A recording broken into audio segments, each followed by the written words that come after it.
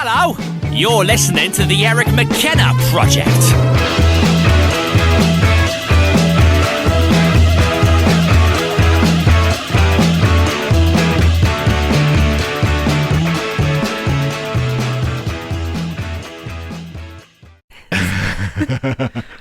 Podcast.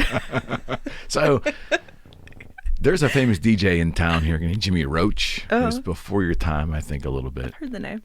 Yeah, he was on a hard rock station, then a country station, and he's retired now. I personally love the guy, and he had the greatest radio voice in history. This is Led Zeppelin on WDVE Pittsburgh. I mean, You have a good voice. I don't know if I don't have a Jimmy Roach voice though. You know, him and Scott Paulson, all those great DJs in town that were just amazing. Yeah, I'm just not quite there. But Rachel, thanks for doing this. I appreciate it. Thanks for having me. Yeah, I just loved talking with interesting people, and I was so I will tell you, I was honored to, number one, to have someone refer me to you, and then to have the opportunity to chat a little bit before the show. It means a lot. Thank you. Yeah. And I love interesting conversations, but I like a good message, and I like unique creative ideas, and certainly we're going to get there. Okay. Yeah, I mean, I hope so, because I don't have any idea why I'm on this show. Come on. Yes, you do. No, I'm kidding. I got to take this gator off before I end up choking myself. Oh, I feel like, wasn't that a fashion thing like with our grandparents? Well, maybe your great-grandparents, my grandparents, the women used to wear like something around their necks or something. Was that a fashion thing? Like a scarf? Well, you know, I mean, like a full, I guess a scarf. They would tie. A kerchief? A kerchief? That's a male thing, though, isn't it? Is it? I don't know. But I always think this is more like female, like if I leave it around my neck. And then I had an aunt tell me one time, well, the reason why women wear those is because, you know, honey, we all get wrinkly in our old age, and women are sensitive to their necks getting wrinkler. And I'm like, right. I miss everything, like right over my head. No clue. I don't, you know, I really? Yeah. And she goes, you don't know that? I said, no, I don't. Anyways, enough of that nonsense. So as we talked prior, you are a good interviewer, and you are a good question asker, if that's a thing. Okay. So to start the show, we're going to turn the tables on you. Great. So Great. you have, as long as you want, but let's just put a time, because it's more fun if you put a little time limit on there. You got 120 seconds, 2 minutes, whatever sounds better for you, to give everyone a little idea of like who you are. Your whole life summed up into 120 seconds. Wow.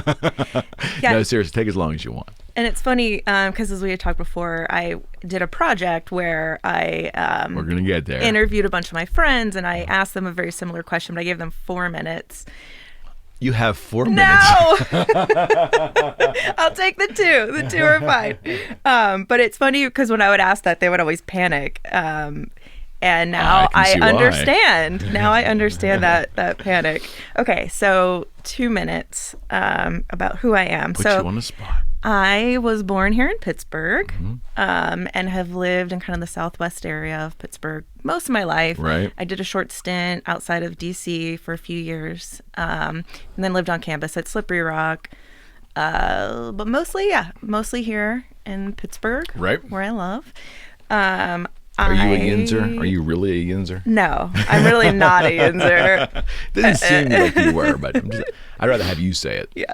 Although I can do a pretty mean Yinzer accent if you really want me to. Yeah, you opened yourself up. I don't know if you want me to go down that road. Oh, is that what you want me to do right now? We do the whole interview in that. Say I have 2 older brothers.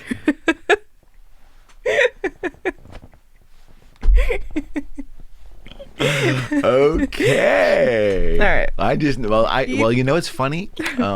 You are one of those guests who, on my way back from our first chat, and I'm formulating shows. That's what I do in my spare time. You are one of the few guests that I've met that we haven't even filmed yet that I know is coming back for at least a couple more shows. So on the way back, I'm going, I wonder if I can get her matched up with Freddie. Sir Fred is my cohort here who does a bunch of these shows with me. Long time friend, but he's a touring music roadie, guitar tech kind of guy. Okay. And works in theater here in Pittsburgh and stage lighting, all that stuff. And he's just hilarious. And I said, her personality. And now here, one of Fred's sticks is to do the yinzer. And every time he does it, people lose their minds. He is going to, when he sees this, Fred, do you see this? There's the female yinzer right here. I'm afraid actually to put you two together. I don't know if I can do that, Joe. We're just going to do the whole thing in Pittsburghese. Yes. Okay. So, but you're not a yinzer, though, right? No. Okay. I love Pittsburgh. Okay, yeah. Back to the script. Yes, my 2 minutes are being eaten up here. All right. You get 4. So I have 2 older brothers. What else? Went to city school. Lived a pretty normal, I'll say, on the lower end of middle class kind of life. But very happy childhood. A lot of friends. That is true. I never knew what I wanted to be when I grew up. Actually, that's not true. I wanted to be a mom and a wife, as sort of my career aspiration. Right. That's just kind of the thing that I always knew that I wanted to be. And the only thing I knew for a fact that I wanted to be was a mother. But then, so kind of my whole life's work, if you will, was this quest to find the guy. Really. And do tell. And I would just I remember I was in a relationship with a guy for a couple years, and this was my early 20s, and I was like, okay, so we're gonna get married, right? And he was like, I mean, poor Bash. Oh yeah, he's like, I'm 24, I don't know. And I'm like, well, I'm not saying we have to get married right now, but do you know that we're going to get married at some point? That guy didn't have a chance. No. And so and he was like, I don't know. And I was like, well, I don't have time for this. I gotta go. So just kind of this series of trying to find the guy. And we can get back to this, later in the show, but sure. One of the things upon reflection as an older adult, I realized that anywhere I would go, I wouldn't really be engaged with my friends. It would just be like, who in this room is going to give me children? You were on a mission. Yes. Okay. You can't be alone in that. I mean, that's got to be a very right. I mean, I would imagine there's a lot of females floating around in that mode, right? Yeah, I think so. Okay. So at any rate, I didn't know what I wanted to be when I grew up. So school was kind of this thing that I did, but I never declared a major. It was always, general studies, what have you. Story of my life. Yeah. And then I just have kind of bebopped along and, worked and paid my bills and did the things, adults are supposed to do, bought a house, blah, blah, blah. But it was still just kind of like, okay, when is this going to happen? Right on. And then a couple years back, I got a job working for this book studio.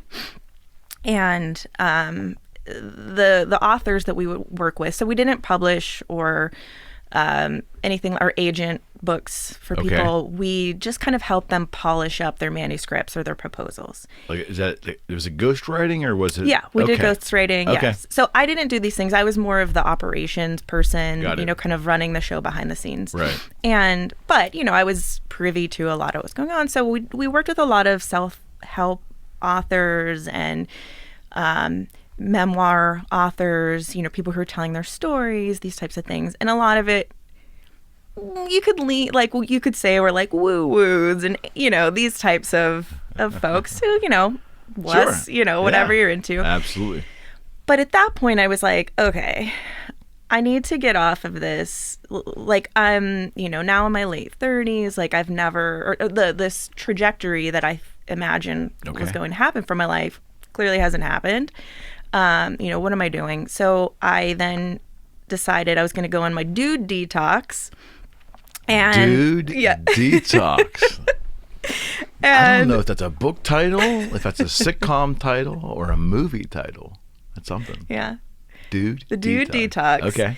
And this was kind of, again, spawned by some of the work I was reading and my boss at the time So the dude detox, I was going to take just 6 months off from dating, from looking, and really, and that's the time in which I was like, oh, wow, I haven't been paying attention to any of my friends my entire life.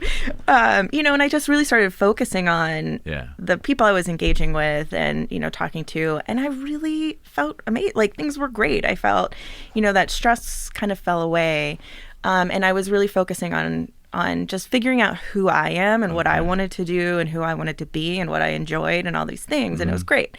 And I was flying high. And then... No dudes. Right, exactly. There you go. The meaning of life has been solved. But then right before my 38th birthday, I had gone... This was before the dude detox. Okay. I went on a date and I was chatting with this guy and he told me about float tanks, the sensory deprivation tanks. So I was very intrigued. And so for my birthday, I bought myself a session. I went, loved it, came home that day. I had a whole weekend of... For those who don't know what that is, explain that real quick. So I'll give you more than 4 minutes. It is a, now they're pods, they call them. Oh, but it's like a big... Tank, right? Tank, yeah, of water. Unit, and it has about 10 inches of water, and it's highly concentrated with Epsom salts, and so you float on top of that water, and it's temperature controlled. So in essence, you're not supposed to like sense that you're in the water. It's just or have really any like feeling sensation because everything's temperature controlled, right? And and you can really just kind of like sit in the middle of that and not move too much. There's no light. It's soundproof. So not for the claustrophobic. Yes and no. I mean, it's pretty spacious, I would say. Okay. And you have the option to keep the door open if you'd like. You have the option to keep the light on if you'd like. Do people do that? I would imagine, yeah. Okay. I never did because I meditate a lot, so I'm pretty comfortable, in that space. But it's very meditative, but it's also really helpful for like athletes or anyone who's having pain. It just relaxes your body, and so they say that Epsom salts, can draw out toxins, right? And I just thought it sounded cool and interesting and different. And I like to seek out cool, interesting, different things to do. And so I tried this. I came home. I had a whole birthday weekend planned, which included the Monster Truck Jam, which, as a 38-year-old woman, I was super excited about. Actually, a group of my friends and I did it. We had a stretch of birthdays because it always comes right around this time of year. Okay. And so stretch of birthdays where that was my birthday party. So I was like, okay, got this whole weekend. I'm going to just come home, relax, take a shower, get ready for bed. In the shower, I, was cleaning myself and I felt a lump in my breast. Right. And so then, this kind of shifted everything. And so I went from this dude detox, feeling great, loving life. Monster truck. And then, monster trucks. And then, oh my God, I'm going to die. So that was nearly 5 years ago exactly. It was the 23rd of February of 2016. Okay. When I was first diagnosed with breast cancer. So that, sort of shifted dramatically the course of my life. And and I think I guess in some way I've always been searching for an identity, right? And I suppose this has become my identity. For better or worse. And sometimes I struggle with that and I hate it and I want to just leave it altogether. But, I can't. It's, something that will be with me for the rest of my life at this point. So I'm trying to embrace it, trying to find my space in it. And let's talk about that. Okay. Yeah. You get the diagnosis. Yeah. I can't even begin to understand that, but help me try to understand a little bit about how that process works, because I think that's something that the average person is very curious about, and we want to be empathetic and sympathetic at times, but we just hear, we hear like there's a diagnosis, and then we go into this sympathy mode without really having an understanding of the weight of all of that. Does that make any sense? Yeah, to a degree. I think so. Yeah. And I was there too, right? Like there was a time Yeah. that I, in my life that I was totally unfamiliar with cancer. And, Yep. I said I a think lot of most the people things. are, really. Right. Thankfully. Mm-hmm. Yes, thankfully. But I said the things that now like drive me crazy, I understand.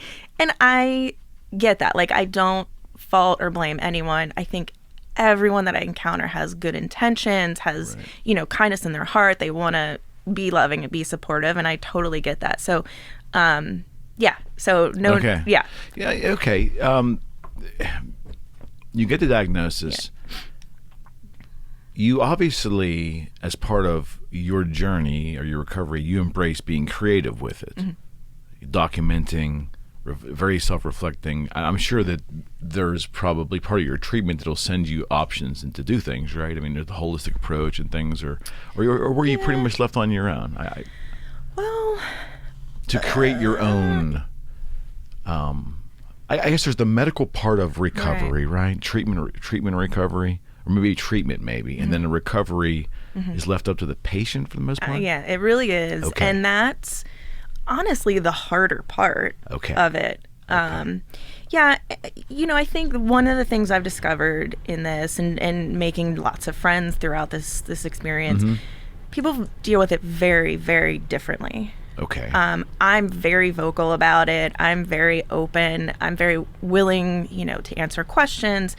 I kind of take the approach of wanting to educate because sadly it will touch a lot of people at some point, either directly or indirectly. Right. So if something that they read or, I told them helps them to navigate that at some point, then, I feel like that's a win. But people, I've met people who haven't even told their family. Wow. They'll wear a wig every day. They don't tell anyone at work. They don't share that. And for me, it's like, what? Yeah. That is so foreign to me. Yeah, I never thought about that. Yeah. People do that, huh? A lot of people do that. And, and that's just how they deal with it. That's just their personality. I'm very different. Okay. And so, at first it was kind of like I just didn't understand it, and I was like, "What do you mean? Like, well, if you tell people, they're going to help you and they're going to support you." Of course. And now I'm like, no, like it's just that's what works for you, and that's what you need to do for your own heart. So okay. But yeah, for me, it's almost part of my processing and my therapy, if you will. Yeah. Some people journal. I take to social media and just kind of share my thoughts and my experiences, the good and the bad. And I think there's a lot of pressure. This might be self-inflicted, but there's a lot of pressure, I think, on survivors to put this positive spin on it, and like you've been given this second chance at life, and so like every day you need to be farting sunshine and rainbows and be so appreciative and grateful. And like absolutely there are so many days and moments of that for me, but like I still have to pay my bills. I still have life goes on. Exactly. Like life goes on. Right. And so I just try to be very open and honest, about where I am in the moment. And again, it's more selfish, I think, but people seem to... Don't you have to be at this point, right? I mean, to a degree. With that. Yeah. And the recovery should be that way. It's your recovery. Yeah. I mean, handled the way you want. Early on, I imagine the weight of it on you personally, obviously it takes time, right? The initial weight is overwhelming. At what point did you start to think, do you feel you started to think more rationally about things you can do? So actually for me, it was almost the opposite, where when I was first diagnosed, I was like, oh, no big deal. This is I'm going to have this, one time. I'm going to go through treatment. I'm going to learn a ton. I'm going to and I was kind of viewing it as just like an experience. Like I said, a moment ago, I seek out these like new, different experiences. And so that's how I had to frame it in my mind. Maybe to get through it, but I was just like, cool, this is just a new adventure. I'm going to get through this. I'm going to learn. I'm going to have these experiences, and then back to normal.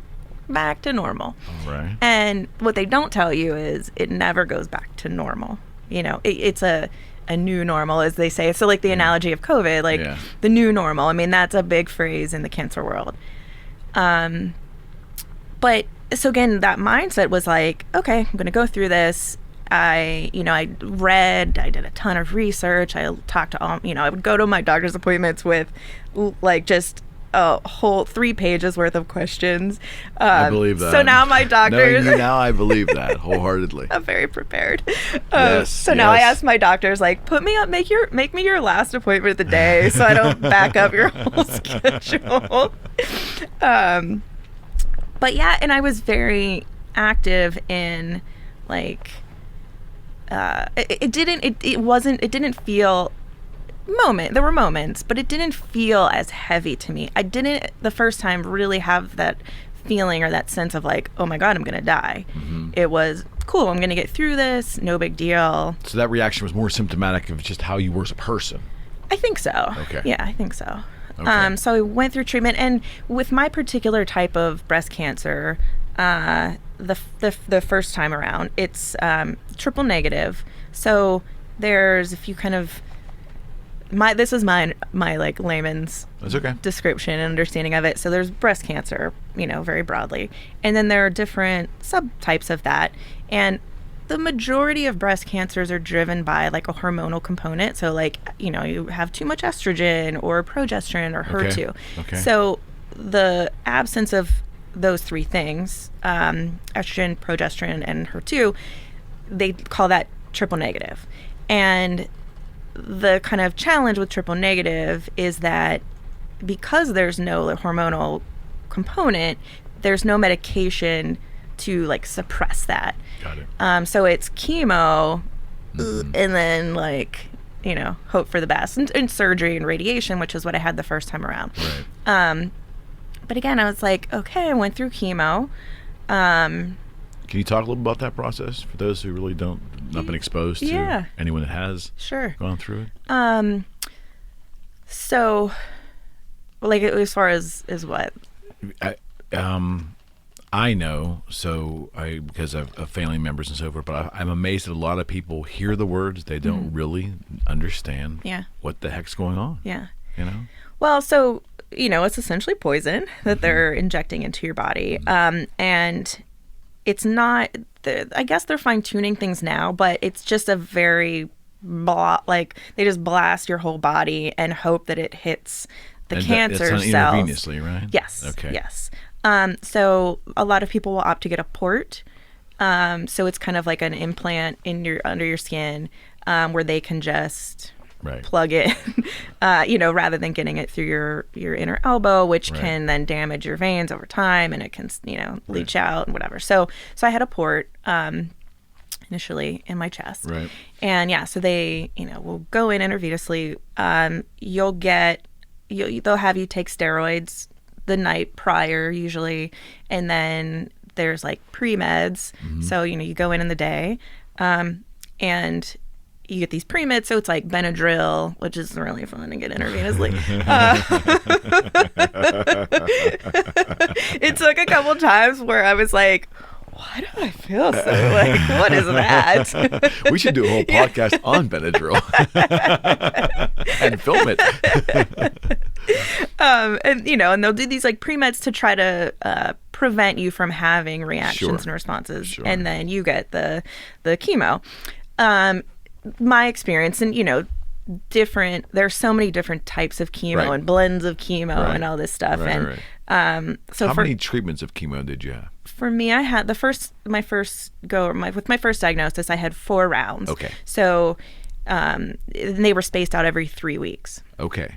So, I had a head shaving party before all of it began, which was just incredible. Just a lot of outpouring of love and support.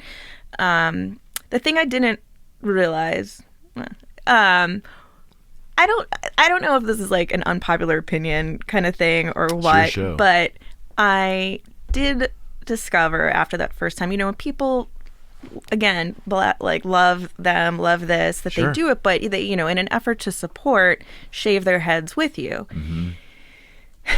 having gone through it, the thing that I realized, it really sucks when you see their hair starting to grow back right away. And you're still bald and you're still like in it. And they're just like, you don't say. Yeah, bastards. Thanks for nothing. Yeah, right. But they're just like, point, yeah. though. And so, good point. It's just. Is that really helpful then? They want to be helpful. Right. And so, and I don't know. I don't know what the answer is to that, but it's just, I think something that I would never have considered. You're right. But having gone through it. Interesting. Yeah. Anyway, so, you typically will lose your hair. And that happens pretty quickly. But you lose like your nose hair, which is very underrated, by the way. You don't realize how important your nose hair is. No doubt. No doubt. And yeah, for me, I was extremely fortunate in that the first time around, fatigue was sort of my only real symptom. I mean, other than the hair loss and what have you. Okay. And food tastes really funky.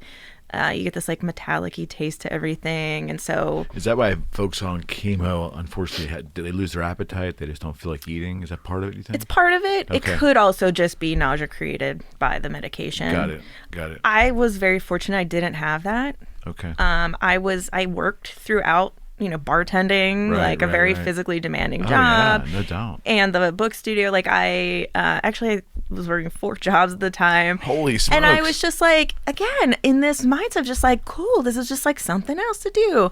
And I would rest when I needed to, and it kind of took me down a little bit. I'm a very high energy person, Certainly. You may have noticed. Certainly, so, yes. It kind of pulled me down somewhat, but I was still able to live pretty normally.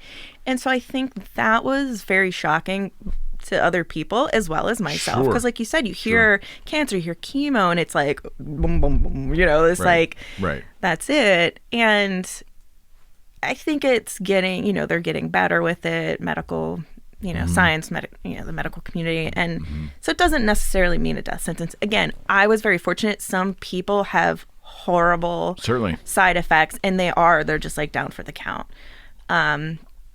Which again, I think is like another one of those pressures. I think that people, and I feel guilty because I feel like I perpetuated a bit just because my experience was pretty chill. Okay. But I don't, and I don't know. I feel bad for the people who have it really hard. That chemo really knocks them through a loop. Right. And then people are like, well, Rachel over here is like doing her thing, and like, why are you milking this? And it's that's not. So the naivete of the public is that they more than likely will compare the reaction of chemo to people, and the reaction is so uniquely different. Absolutely. But the public doesn't realize that. Right. Yeah. They're just like the loud mouths like me. We're like, look, and these poor people are trying to hide it, and they're just like suffering. Yeah, that's very sad. That's very sad. So I just just to kind of put that out there. Right. My experience is mine, and it's it's uniquely yours. Right. That's reality. Yeah. So, but then, did the 4 rounds, and then I had a lumpectomy. So they, surgically just removed the tumor and the surrounding tissue. Right. And then I had radiation therapy after that. So, this really intense, radiation that they beam into you, targeting the spot, the location of the tumor.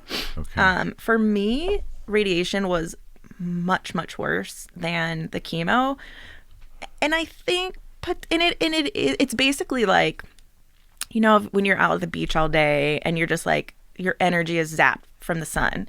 It's like that times 100. Wow. It just totally wipes you out energetically. And that's something you have to do every single day. Generally Monday through Friday. I had 30 treatments of radiation. Oh my gosh. And so it's just like the slog of getting up and driving down to the hospital and parking and so basically for a whole month roughly, right? Yeah.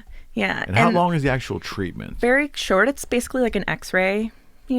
They set you up, and that initial appointment takes a little bit longer. They mark you. Some people some places they'll actually put like a tattoo, dots on you. Yeah. Mine, they just kind of markered and put a sticker over it. And then they get all their settings. And, so then when you go back, it is pretty quick, but it's just, again, it's like the whole process and you're so tired. Yeah. Right. And for me, it was more difficult, I think, emotionally. I bet. Because by that point, my brain was like, wait a minute.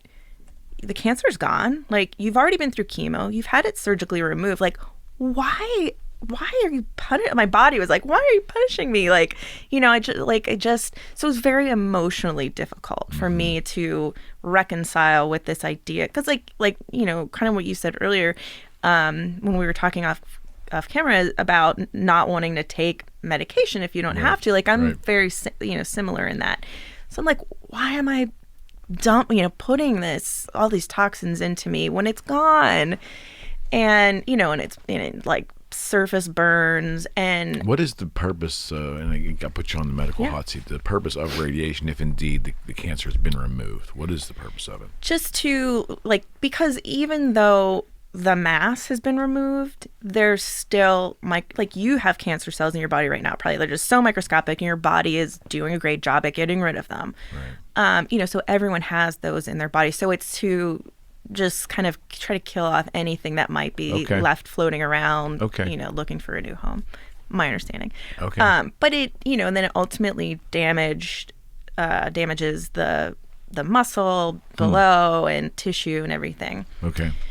So, so that was, cancer V.1. Yeah. I appreciate you doing that. And then so after that, I was like, great, I'm done. Back to normal. How did you feel when radiation was done, when you got past your 30 sessions? How long did it take before you started to really feel better? Physically, emotionally? How about physically first? Were you gaining strength? Did you regain strength and stamina and so forth? Yes and no. I mean, there was still, bouts of just like sheer exhaustion. Okay. I'm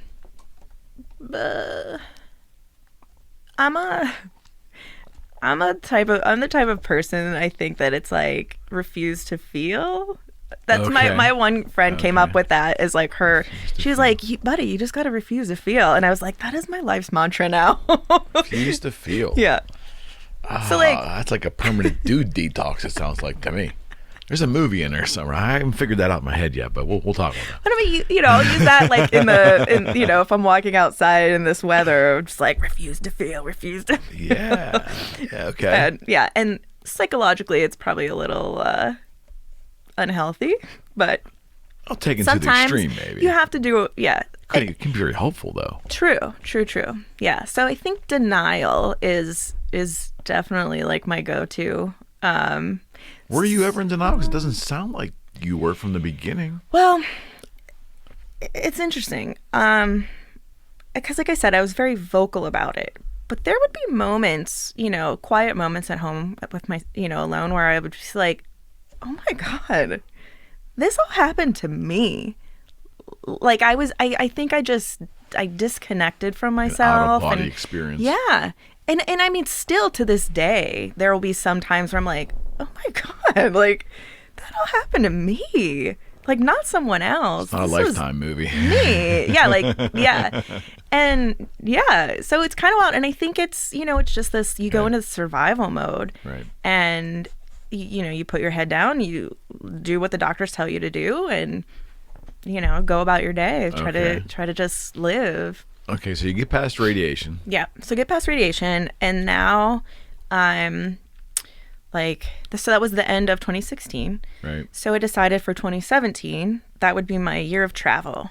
Right on. So 2016 was year of cancer. 2017, I'm done, reclaiming life. Okay. Year of travel. So I set a goal that I would leave the state of PA once a month for, the whole year. And then the caveat was to do it for free or cheap, because, that could add up. So there was one trip that was pretty costly, but pretty much everything else, was along those lines, free or cheap. Some of them were work trips. Right. Some of them were through these cancer organizations. There are so many wonderful cancer organizations especially for the young adult, so usually like 40 and under, cancer survivor, and they provide these, experiences, adventure, and it's both bonding, with other survivors, and you were obviously, based on how you're wired, you were open to that. Oh, yeah, I loved it. Okay. All about it. And, and it's challenging, and it's just regaining your confidence in your body. So I did 2 trips that were surf trips. All right. Right on. One in the Outer Banks, one in Maui. In Maui? Yes. Yeah. All right. Amazing. So again, amazing organization. No doubt. You weren't kidding. Yeah. And so that was my year of travel. And actually, though, right before Maui, which was November 2017, I went in for a mammogram. And I had been feeling, just kind of in that same area where the tumor had been removed, I had been feeling this little knot. And, my doctors are like, oh, it's just scar tissue from the surgery. Okay. So I'm like, okay, well, if that's the case, then I'm going to try to massage it to break that down. Right. And so, it was just like massaging it every day, putting oils on it, and it was just not going anywhere. Okay. And so I went in for my mammogram, and the results was normal. Mm-hmm. And so I asked my, after your diagnostic, you have the, meeting with the doctors to talk about things. So my doctor came in, and she is my favorite doctor, throughout all this. Okay. And I said, hey, I'm feeling this scar tissue. Can you just do me a favor? Will you go back and look at the mammogram, compare it to the last one, and let me know, has it changed at all? Because I'm rubbing it, I'm massaging it every day, and it doesn't, if it's not breaking that down, I don't want to keep doing it because it's it's a reminder. Well, sure.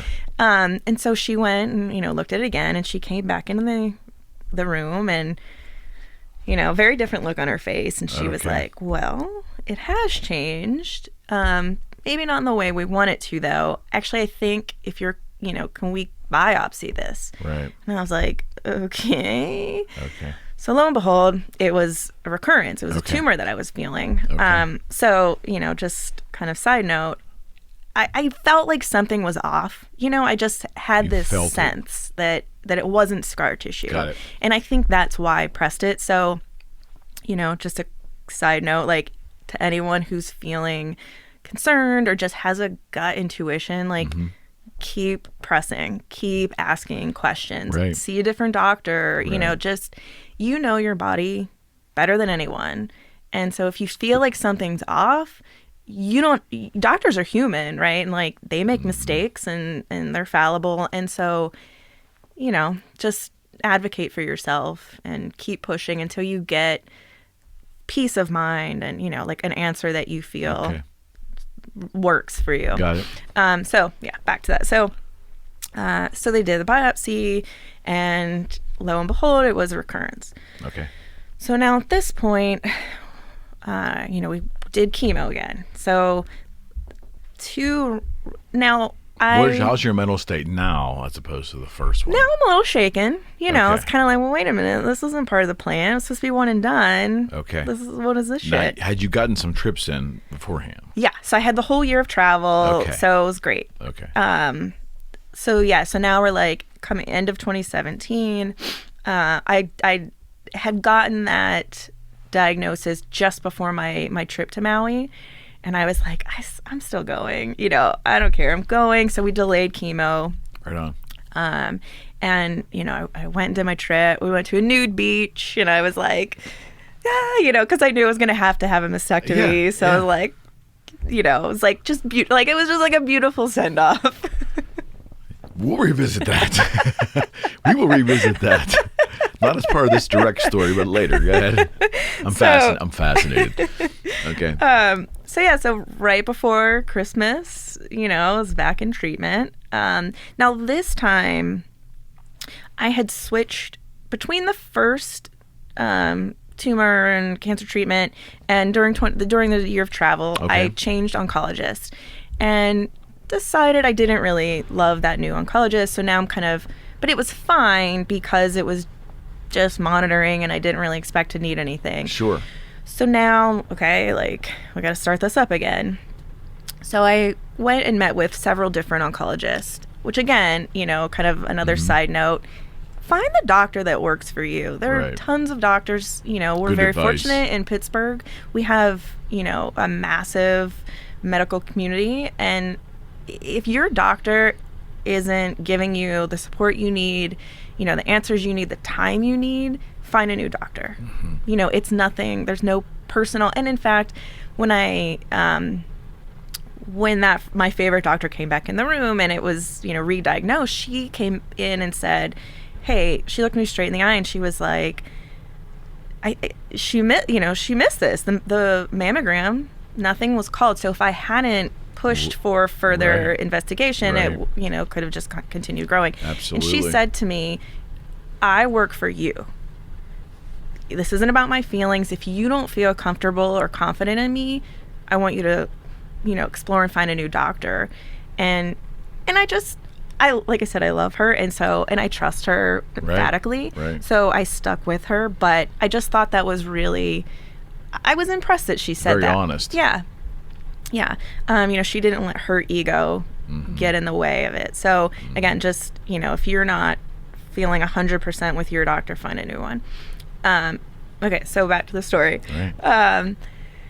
So now I'm interviewing with different oncologists and, asked the one who's kind of top of the line in Pittsburgh what approach they would take. And they said, well, the first time around, I had a response to the chemo. It shrank the tumor, but it wasn't a complete response, as they call it, where it like completely eliminates it. So, this time around, we're going to try a different chemo blend.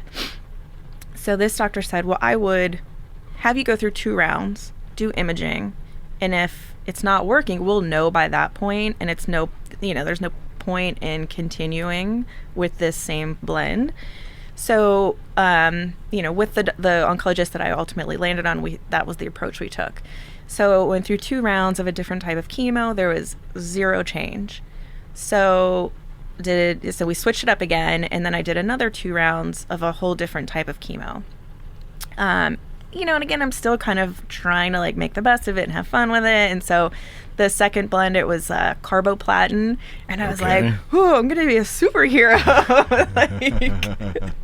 Is that how it works? Sure. I decided. I didn't know that. I had decided through my chemo that it was going to give me superpowers, which my boyfriend at the time would always kind of like just like nod his head, agree with it. I'm like, I have superpowers. That's great. That's great. But you kind of do what you got to do to get through it. So now 2 more rounds, still no change, and I. So then, my doctor's like, okay, well, it's time for the mastectomy, which I didn't want to have. I did not want to get a mastectomy. I know some women are like, I don't care, remove my breasts, like, and maybe, in a little bit more of a crass kind of way that I don't like. But for me, I was like, this is my body. Like, this is a part of me. This is, it's not just like just cut him off for me. So it's just like it was very difficult emotionally to process that. And I mean, just candidly, like, as far as like my sex life, like that is a part of it. And, and I wasn't prepared, and I didn't want to lose that, but my doctor's like, you have no other choice. Okay. So I opted to get a unilateral mastectomy, so just the affected side. And, and that was very difficult. And initially, the plan was to have reconstruction, so to have an implant put in. And I think that's a big, something that I think the cancer muggles, the people who haven't gone through cancer, like, there's this idea that like, oh, breast cancer, cool, you get like a boob job, and that is so far from reality. Right. When you have this mastectomy, they take every part of the tissue beneath the skin, and sometimes even part of the skin, and that's including the nerve endings, and so you have no sensation in that area. So it becomes purely aesthetic at that point. Yes. The reconstructive surgery is not. There's no feeling. Correct. Okay. Correct. And, oftentimes you lose the nipple and, and so just like aesthetically looks kind of weird, and scars and because, if you've gone through radiation like I did, like the muscle is shrunken, it's damaged. And so it's all like tight. But I just couldn't wrap my brain around what it would feel like or look like to be flat. And so it's like, okay, well, this is what everyone does. You get a mastectomy, you have reconstruction. It was just like, that's what is the norm. Okay. And I get it. Like, I understand why it is. But so they put this expander in initially. So the removal, I woke up and I'm flat, but I have this essentially like a plastic bag, I don't know, this like thing under my skin, under my muscle, which then they would inject with saline over time and stretch the skin, stretch the muscle to kind of like prepare a pocket for then to implant or to put in an implant later. So that was the initial plan.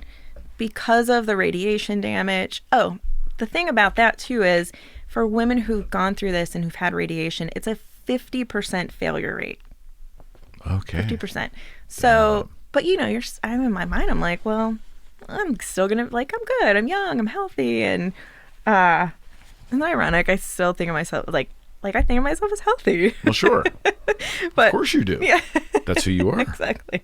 So I'm gonna, do the implant, do the reconstruction, et cetera, et cetera. And I was able to have my nipple preserved. So, but it moved the position, kind of with my plastic surgeon intentionally put it in this new place with the expectation that the implant would stretch things and it would kind of like shift position again. So ultimately I wound up having a rejection. So it kind of shifted off to the side and was like putting all this pressure on my scar or my incision. Right. And it split it open and it was like oozing, whatever. And I've met so many women throughout this experience. And one thing about breast cancer survivors a lot of times is they're very willing to like share. So I've seen, a lot of these reconstructions and I've seen very few that were nice or that looked like a natural, kind of unaffected breast. Right. And, and I just started thinking like, why am I doing this? If you have, an implant, it's not a forever, like at some point you will have to get it removed and replaced. Right. And it's just, and a lot of times because there's no supporting, so women who get implants just for aesthetics, breast, augmentation or whatever, like they still have their breast tissue in there as well. Whereas when you have a mastectomy, everything's removed. So there's nothing to support that like bag and it, you can see the outline of it. And so it doesn't look natural. And then it's an ongoing, like you have to have, many women have to get repeated surgeries. It's maintenance. Yes. And I thought, wait, why am I doing this? Like, who am I doing this for? If I would lie in bed at night. That's a good question. Yeah. That's I would lie in bed at night when I had this expander in, and I thought, oh my God, I want to rip my body open and pull it out. I hated feeling it. I hated knowing it was there. I hated having something foreign inside of me. I hated it physically and emotionally. And so I thought, like, who am I doing this for? Because even if I was with a partner, who was like seeing me nude, it's not going to look nice. I'm going to be all jacked up. And the only time it's really going to, look normal is under clothes. Right. And I'm like, really? Is it that important? Like, am I going to put myself through this just for that? So you had a quality of life question for yourself. Then. Yeah. And for me, it wasn't worth it for me. And so, I said, just remove it. And, there's still an option that I could one day do that again, but I am 99.99% sure I never will, because I'm not bothered by it, you know? But would you admit though that that's probably rare, the way you're wired? Or am I wrong? Yeah. Or do you think there are more women that opt for not having it done? I think it's a growing... Well, that's positive then, right? Yeah. Like, again, I think you're not really there's not much discussion in the rooms of you could get you could get an expander, you could get a straight implant, okay, or you could stay flat. Like, that's not really offered up as an option, a viable option. Right. It's just like, oh, you're a young woman, of course you want to. So that is an interesting societal thing, isn't it? The assumption is made. Yes. There's an assumption where there should not be an assumption. Absolutely. Yeah. How about that? So I think that it's, for some women, like, they are very bothered, by not having. And that's okay. Absolutely. I mean, certainly that's okay. That's how they are wired. Sure. Exactly. I guess. Yeah. Yeah. But it is. It's this.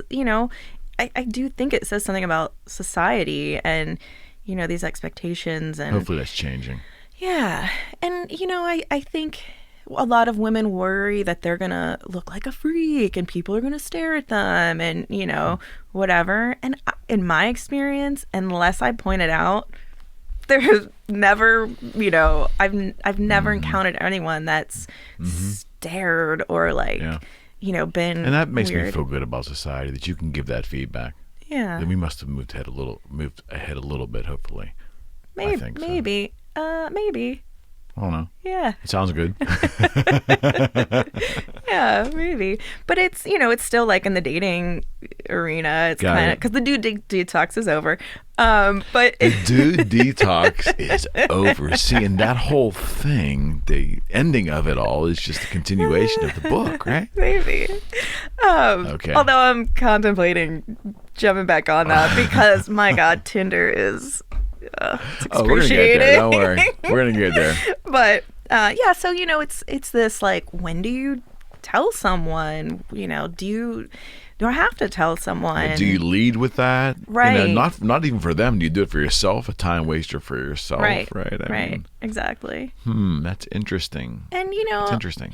And it's. For most guys that I tell, they're like, oh, okay, whatever. Like, no, they don't care. Yeah, I would think so. Yeah. That'd be my assumption. Yeah. But I usually say, like, are you a boob guy? Because we're probably not your girl if you are. You like what you like. Yeah. Men are not. That is such a unique, because men don't have sexual breasts anyways, in terms of looking at it that way, that we don't have that, we can't feel that, like what you're feeling, we can't relate to it in any way.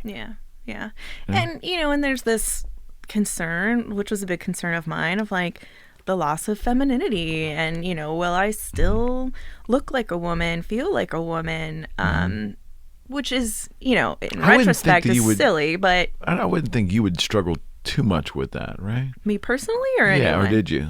Oh, yeah, big time. Did you really? Absolutely. Okay. Yeah. It's, again, like, society's like, what makes a woman a woman? Like, boobs. You're just so, the way you're wired, you're just so strong and pragmatic. I thought maybe that would be... I get it. Well, yeah. I mean, again, it's like, that was the initial... Got concern. it. You're just like, a lot of things swirl through your brain. I would imagine. Yeah. And so ultimately when my expander failed, I said just remove it. And I mean, honestly, it was the best decision that I could have made. On top of all of that, which I already mentioned, if you have an implant in, but you have a tumor that starts to grow beneath that, like, it can be missed. Yeah. Where, good point. So. It just makes the whole process more cumbersome to go back and have additional treatments, right? If needed. Yeah. Okay, so we're getting to the really interesting part right now in regards to your decision of, like, really sharing this journey. Okay. Yeah. Yeah. Are we about there?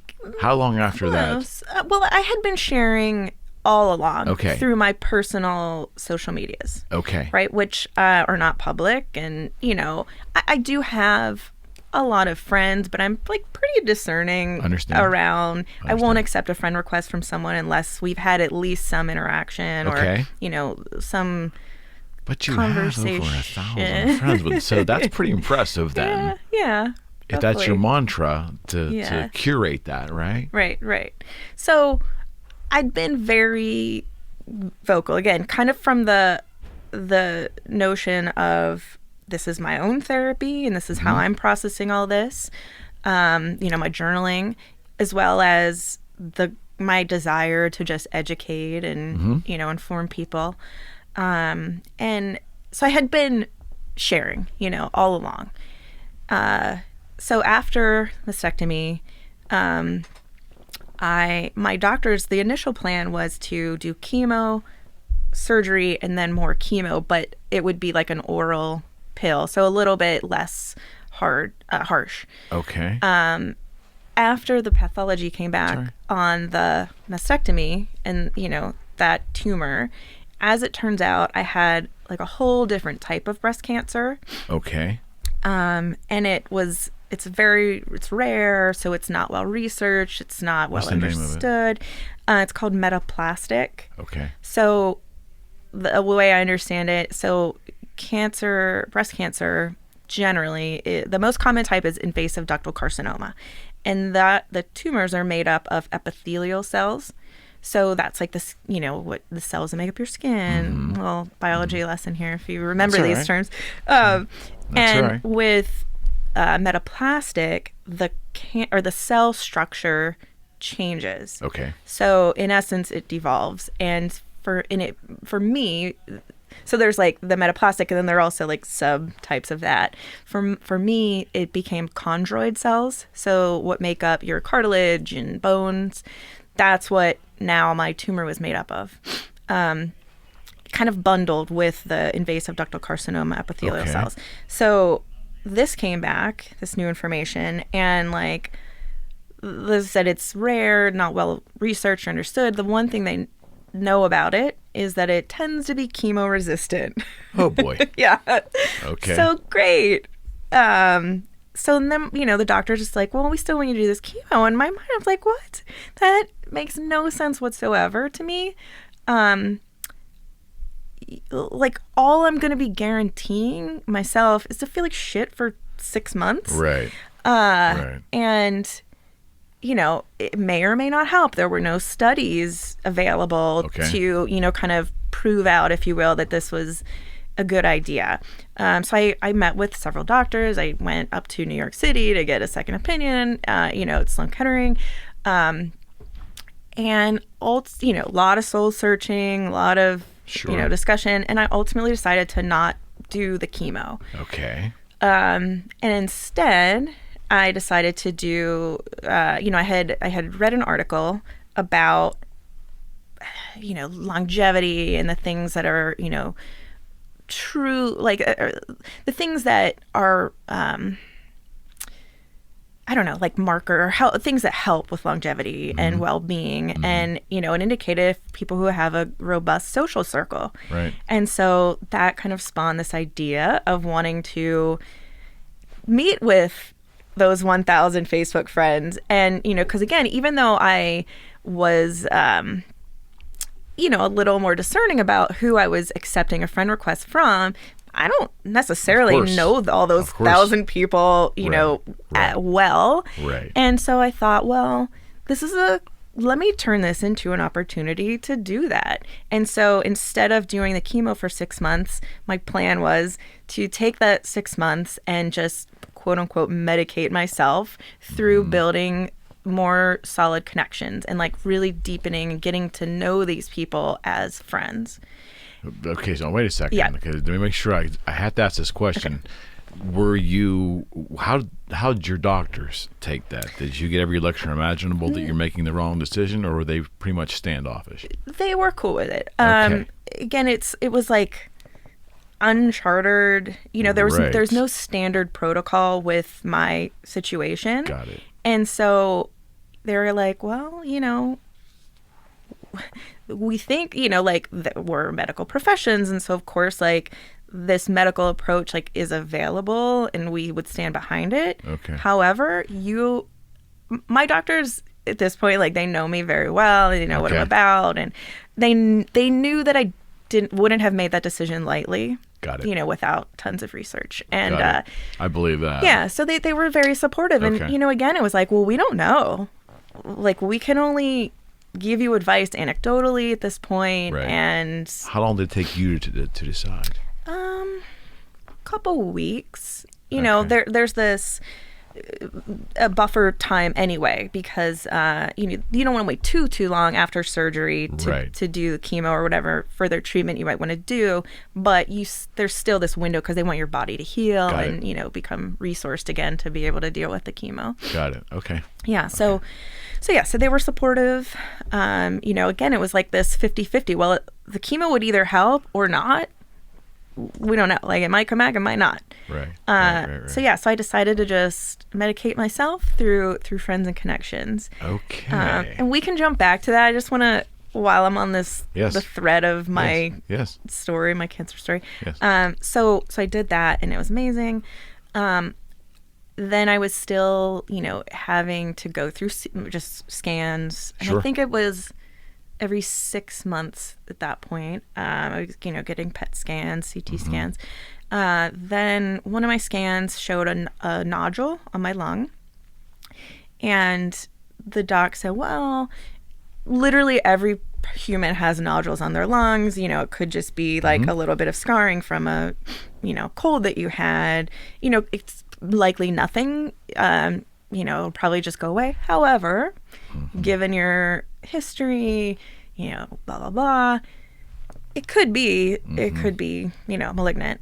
And, so then it was like, should we watch and wait or just go ahead and have it removed?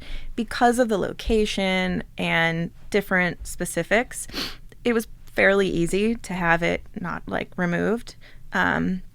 So that was what I decided. And lo and behold, it was malignant. So now all of a sudden I'm stage 4, and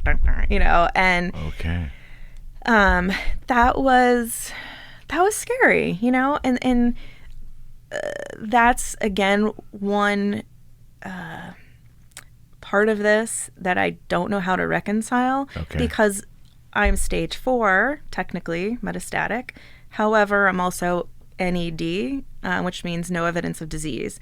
And that's pretty much the closest doctors will come to saying I'm cured or in remission. It's your NED. Right. We know there's cancer in there, but like we're not spotting it on any of your scans. So I'm stage 4 NED, which is not the norm. How's that rectify? Like, how are those two terms rectify?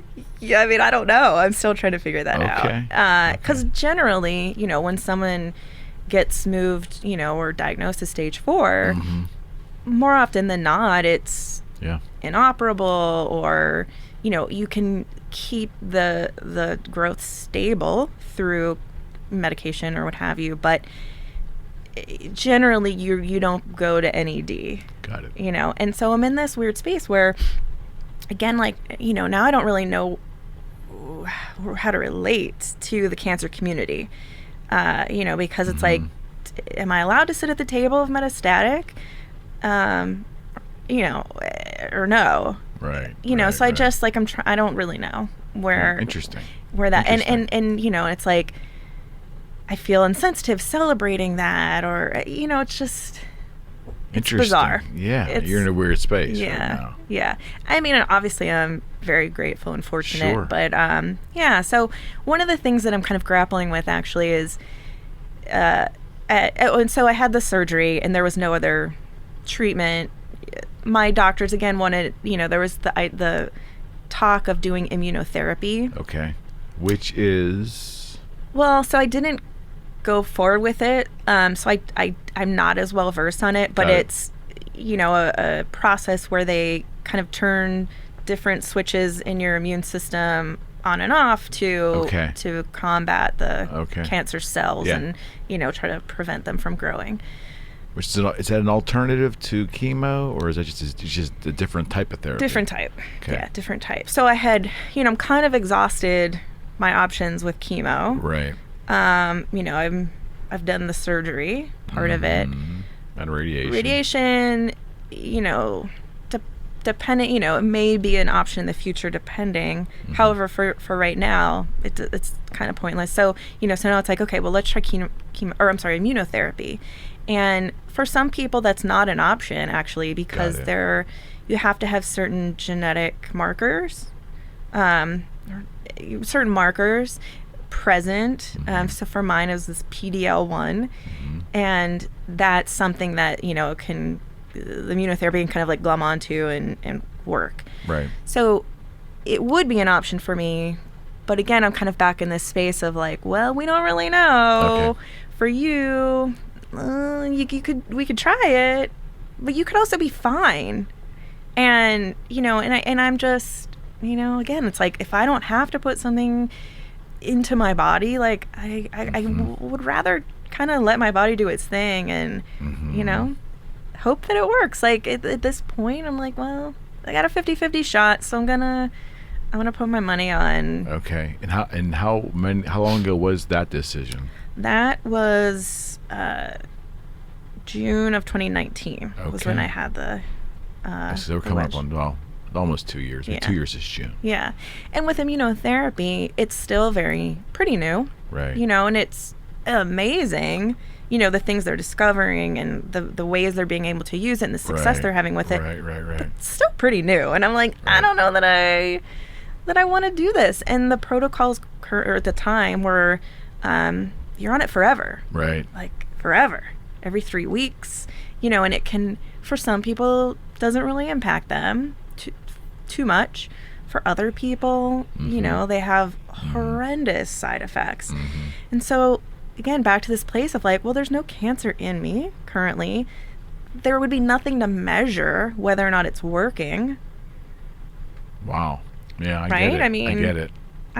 Yeah, so I was like, I'm just going to keep on this path of, you know, what I'm doing. And, you know, God forbid it comes back again, I still have that in my back pocket. Got it. You know, so that's kind of where we are now. Got it.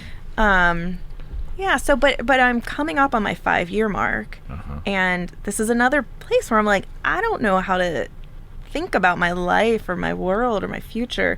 So the 5-year mark in the cancer world is a really, really big deal.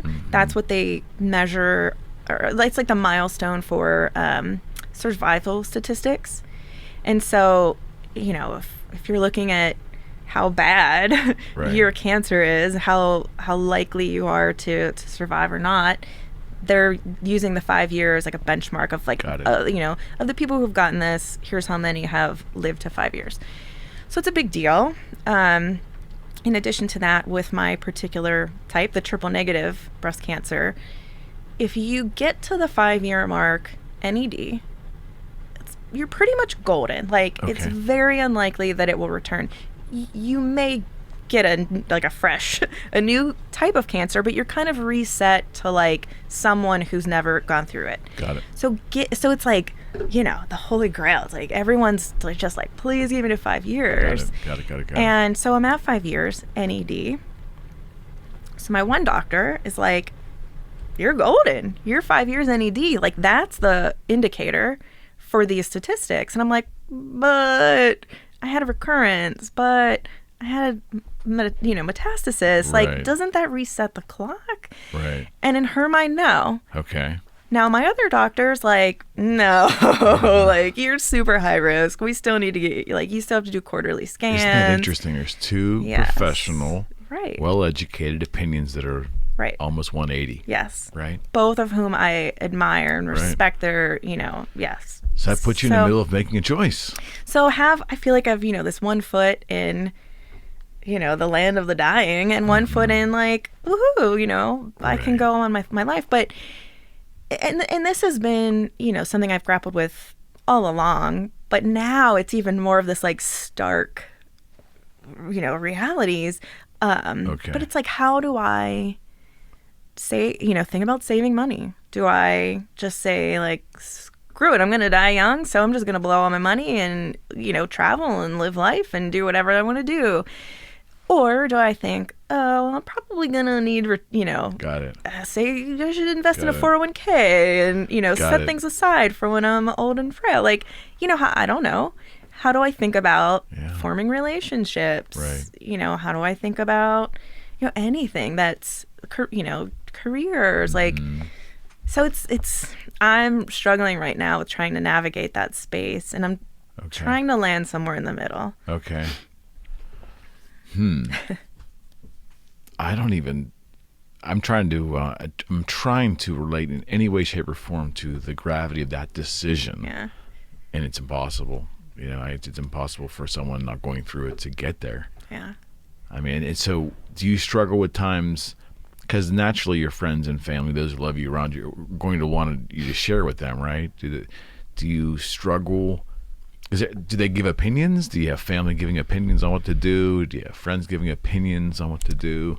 Are they afraid to give opinions? What have you found? I think that I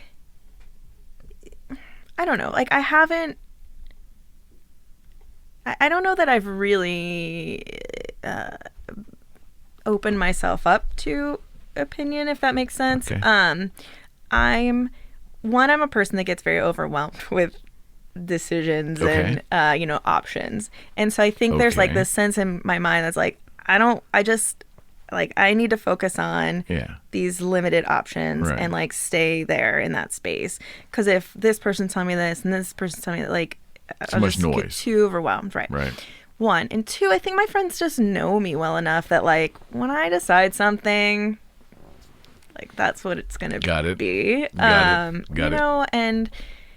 And they don't know, right? Like, most of them, fortunately, haven't been through this, and so I think you heard? You obviously haven't heard that since this virus came out, that immediately so much of the public instantaneously got all this new academic paper. True. They're all familiar with that? Yeah. They popped out as... Unfortunately for me, I didn't get this wonderful degree pop into my lap, but apparently there's millions walking around. Doctors. Doctors and scientists and all kinds of stuff. Yeah. Well, didn't happen to you? No. That didn't happen to me either, but it happened to a lot of people around me. True. Well, I think everyone's experiencing the COVID. But yeah, no cancer. They're still like, we don't know. Got it. Yeah. Got it. So fortunately, they stayed out of my way to a large degree. In the beginning, this is one thing I'll say as far as,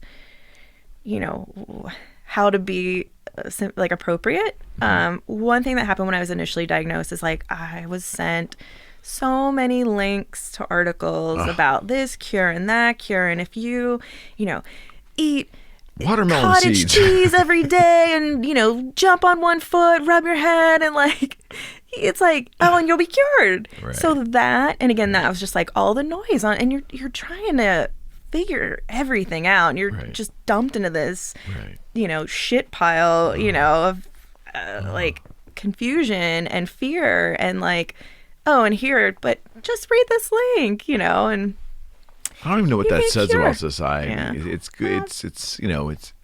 It's there's kindness involved with that naturally, and I'm not dismissing that, but it does say something about, I don't know, the wackiness of people believing everything they read, or I don't know. Yeah, I mean, I think there's a degree of like desperation and and feeling helpless, and like we try to avoid that as humans as best we possibly can, don't we? Absolutely. Yeah. No one likes that feeling. Yeah, no one likes that feeling. Yeah. And obviously it's understandable. Right. So like these were sent with love and good intentions, and I took them as that, but it would just, I was like, I wanted to rip my, I don't want to say my hair out, but it was already out, but like rip my face off like every time I'd get one. So I, talked to my one friend who's very wise at the time, and I was like, I don't know, I'm like, this is really difficult, and I don't know you don't know what to believe, and you're desperate too, and you're just like searching and it's like, how do I prevent this from happening again? How do I get out of this? And so you want to believe if I eat cherry pits and whatever, like that's gonna do it. Right. And but then like you'll get this article and it'll say either cherry pits, and then this one will say, no, cherry pits cause cancer, stay away from them. Of course. It's just like, what is going on? Like, you don't know what to believe. And, and I guess, it's very much like COVID and, all these, like disparate articles, and this one says this and this one says that. And like, you don't know what's actually right. So my friend at the time was like, okay, what you gotta do is when you read something, you'll know if it's something you need to pay attention to because your nose will tingle. And I was like, okay, sure, yep, I'm gonna stick with that. I like, Did that happen? Well, it never did. And so that told me like it was all bullshit, like all these articles. There's a lot of bullshit in the media now, no doubt. The nose didn't tingle. I'm going to try that next time I read an article from CNN or Fox and see which one, or MSNBC, and see which one actually makes my nose tingle. I'll start paying attention to that. Because I try not to, we talked about this off camera. It's like that's society in general now. People, I think we want to know things for certain, or we want to feel like we're getting the facts. Control. Yeah, we want to feel like we're getting the facts, but we also kind of deep down inside know that we're not. We're not sure. Right. And that's probably your whole journey. Yeah. Cancer journey, you've probably felt that way. Yeah, absolutely. Absolutely. Yeah. So, here we are. So, how I decided then to do base symmetrical, right? So as I said, I had been sharing, most of my cancer journey, the good, bad, the ugly, all of it. And people would reach out my friends would say, oh, my aunt or my friend just got diagnosed with breast cancer. Can, Wait a second. Before we get there, because I this is an important question. Okay. Was there a moment that you made a cognitive decision that you're going to share this, or, because you had the choice of pulling back or being open, right? And you seem to be wired in a way where being open to you is more natural. Right. Is that right? Yeah, absolutely. But was there a conscious decision to do that? No, I don't think there was. Evolved. It just was like, this is this is what I have to do to get through this. Okay, that's what I was searching for. Okay. Yeah. So, I'm sorry. So immunotherapy, I decided not to do it because, like I said, it was going to be a lifelong thing, and who knows if it was going to actually do anything. Okay. So, so now I'm kind of in this place of like, well, I don't really know where I fit in. I don't know if, is this still a part of my life, or do I kind of carry on as if it's in my past? Okay. I don't know. In terms of like jobs and relationships and romance and all that stuff. All of it. Yeah. Okay. All of it. Okay. And, and just thinking about like a future and what might that look like? Right. Is there even one, out there? So, all of those things. But so I had all this content, if you will, on my personal social media. And, these friends would say, hey, can I share this? Hey, this was so inspiring. This was so informational, or I love this. Absolutely. Like, can I share this? And I was like, I don't know. I don't really feel comfortable. That would make you open it up publicly, because that thread would have to be a public. Yeah. As opposed to friends only, right? Yeah, right. Or I would have to accept, other people, and now they're seeing the cancer stuff and got it. My other stuff. Got it. Not that there's anything like super crazy, but I just didn't want my whole life to be exposed to everyone. So I decided to set up, a separate account on Instagram and on Facebook. My friend and I brainstormed the handle and the name, and he came up with Bay Symmetrical, which Explain, please. I think is amazing. So Bay, like beginning and everything, like when you call a loved one like, that's my bae. I don't, but my generation, we use proper English. I'm just putting it out there. It's a pet peeve of mine, but no, I understand completely what you mean. So, and because I only have one breast, I'm asymmetrical. Got it. And, and I've just really, it's pretty good. Kind of, pretty good. I've taken that, the uni boob, the, whatever, like, I've just kind of like. Can I tell an off-color joke real quick? Yeah. It's good. Oh my gosh. A friend of mine, a good friend of mine, I haven't seen in a long time. He was working for me during the guitar years, and he would come in and do some shipping, and I'd see him once in a while. And he went through testicular cancer and didn't tell anybody. He was okay, but they had to remove one of his testicles. Right. And he would openly talk about it. And he was called the Uniballer. Yep. And when they were calling him that, Rachel, I was like, wait, am I supposed to laugh? Don't I laugh? But everybody was laughing, and he was fine with it. Yeah. But he was the Uniballer. Yeah. And honestly, that you mentioned that, there are probably people who are like, I don't know if I'm allowed to laugh at this, but you have to laugh. I had to tell you that. Yeah. It's funny. Yeah, the Uniballer. The Uniballer. That's great. I can still see it now where I was when you said that. And I'm like, I'm looking around the room, and there's like 7 other guys, and we're all looking at each other, like, and all of a sudden everybody started laughing. Right. And he was laughing. Yeah. So, good. Yeah. I get it. So, so I've just kind of embraced this, this body and my circumstances. And, so I set up Base Symmetrical, and I just kind of moved all of that cancer-related content to this public forum. Now, that being said, there are a lot of pictures of my boobs and stuff on there. And it's a brave page. It is. I admire you for it. Absolutely. I don't think there's anything wrong with it at all. Yeah. I think it's needed. Yeah. Yeah. Well, when I first, was encountering or grappling with this, like, okay, I'm going to have to get this surgery and my body's going to look totally different. And just trying to prepare for that, I went researching again. And there was one Instagrammer who I found who shared photographs of her unilateral body. And that was it. And so it's just like, how can I prepare myself mentally and emotionally for this physical change? And I wanted to try, everyone's body, operates differently and does different things. And so I knew I wasn't going to find like a 1-to-1 match, but I was like, I want to get some sense of like just what I can expect and how I can like process this. And I found the one person. Now, I think there are more nowadays, but, it's hard to find. And so I decided that I don't know. It was already there. It was already out there. This is just who I am. And I don't feel as though I should be ashamed of, this body or who I am. And if I can help someone else get through it, or just help their partner get through it, whatever, then like at this, I don't know. And I think too, another thing most cancer survivors and thrivers go through or discover is that like none of it matters. Like, who gives a shit, Talk about that. Just like what do you mean the exactly? Judgment, the fears, the concerns.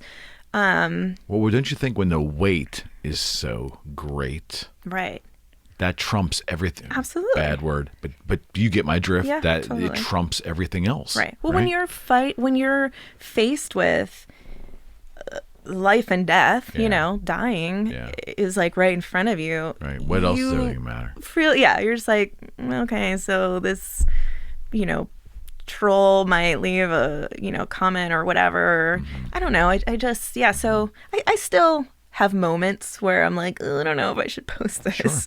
But at the end of the day, who cares? Like, who cares? Exactly. And I am far from anything close to being as brave as you are, but through age and through, I think, being somewhat a public figure with this show and being a realtor and advertising my ugly mug out there for business, you get to the point where you're starting to feel, at least I'm starting to feel like I just don't give a shit anymore. Yeah. And it's so liberating. Right. It's an evolution. Absolutely. For the last couple of years, I'm really kind of see what you're in store for when you're in your 50s.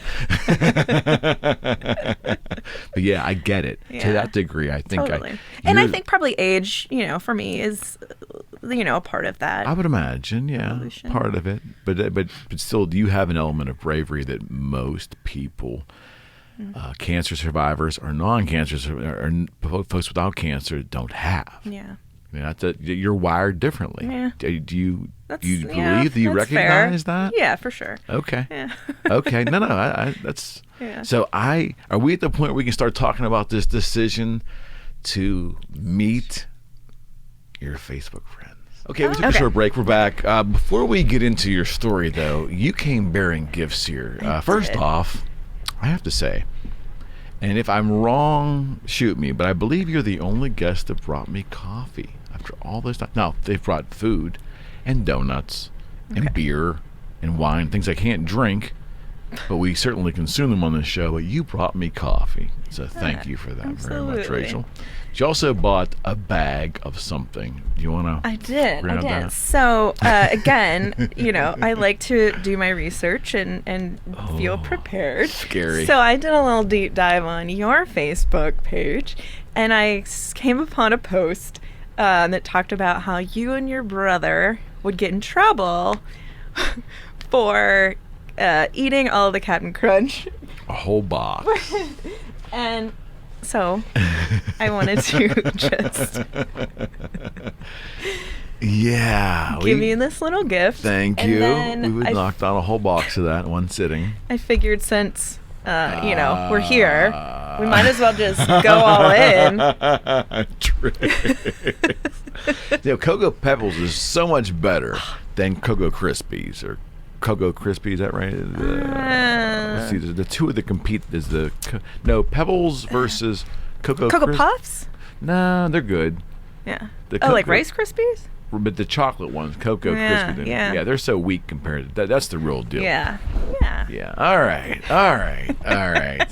The Flintstones, Trix, Captain Crunchberries was the thing, though. Yeah. And it just, they always would hurt the roof of your mouth. Oh, It was like torture. Shredded. Almost. And I have to say, the executives at Quaker Oats just have to be laughing their ass off. They've been like torturing inflicting kids. pain. But it's so good. It's like crack. Kids just can't stop eating it. I don't know what it's like. Crack, Yeah. Well, thank you, my friend. Absolutely. All right. So you looked at correct me if I'm wrong, you looked at your social media, primarily Facebook, right? Initially, when you put this plan together that you wanted to. Oh, yes. Okay, you looked at your Facebook friends, which was totaling over 1,000. A little shy of 1,000. Okay. Yep. Which is still a heck of a lot of people. Yeah. So this was in the stretch of time after Cancer.2, V.2, where I decided to not do the 6-month regimen of chemo, and I thought instead I'm gonna, bolster my social circle. Okay. And so, I just kind of thought about what that might look like and how I felt this desire to reclaim the 6 months.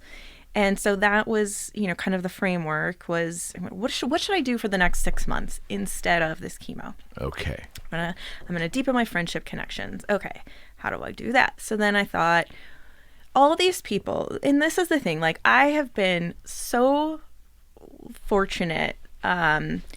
My community, like my circle of people, both like tight knit and just like, rippling out.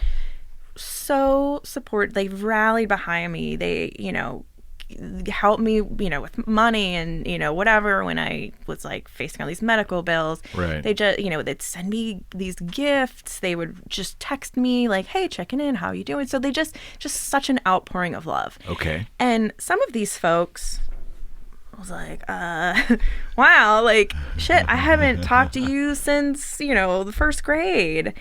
And yet here you are, just loving on me and supporting me. And like, I don't know anything about you. And so I decided I wanted to get to know, these Facebook friends as actual friends. What a novel idea. Yeah, right? Like, amazing.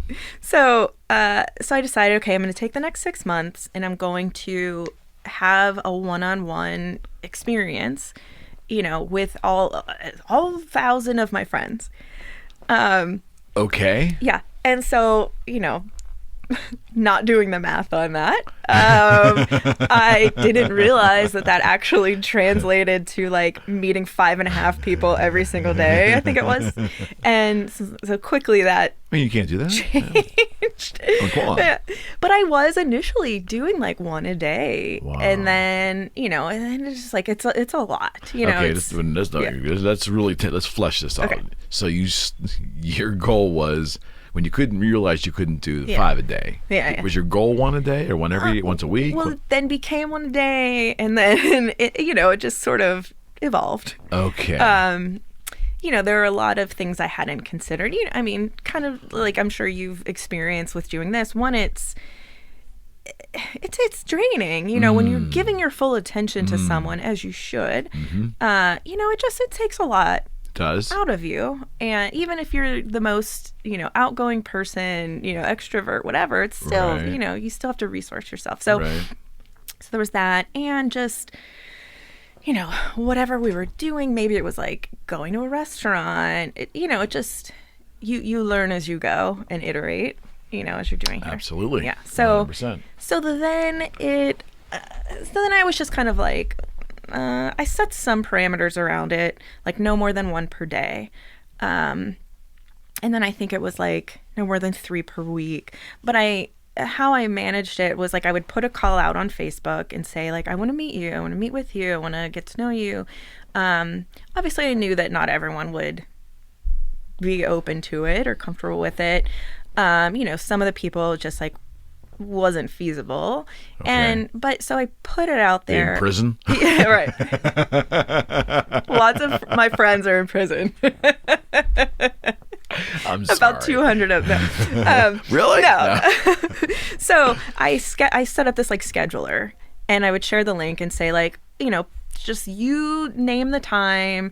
And then I also put options on like, the ideal was to meet one-on-one, face-to-face, but obviously, some people are in different states or countries or whatever. Sure. So the second, kind of next best was to do a Zoom call. I was doing Zoom before it was a thing. Yeah, right on.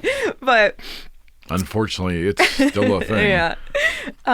Because this was, in 2018, I guess, is when this all started. Right. So, and then, if you didn't want to do Zoom, I've done a few phone calls. But So I thought, okay, I'm having these amazing, like I'm doing this thing that not a lot of people are doing. So wait a second.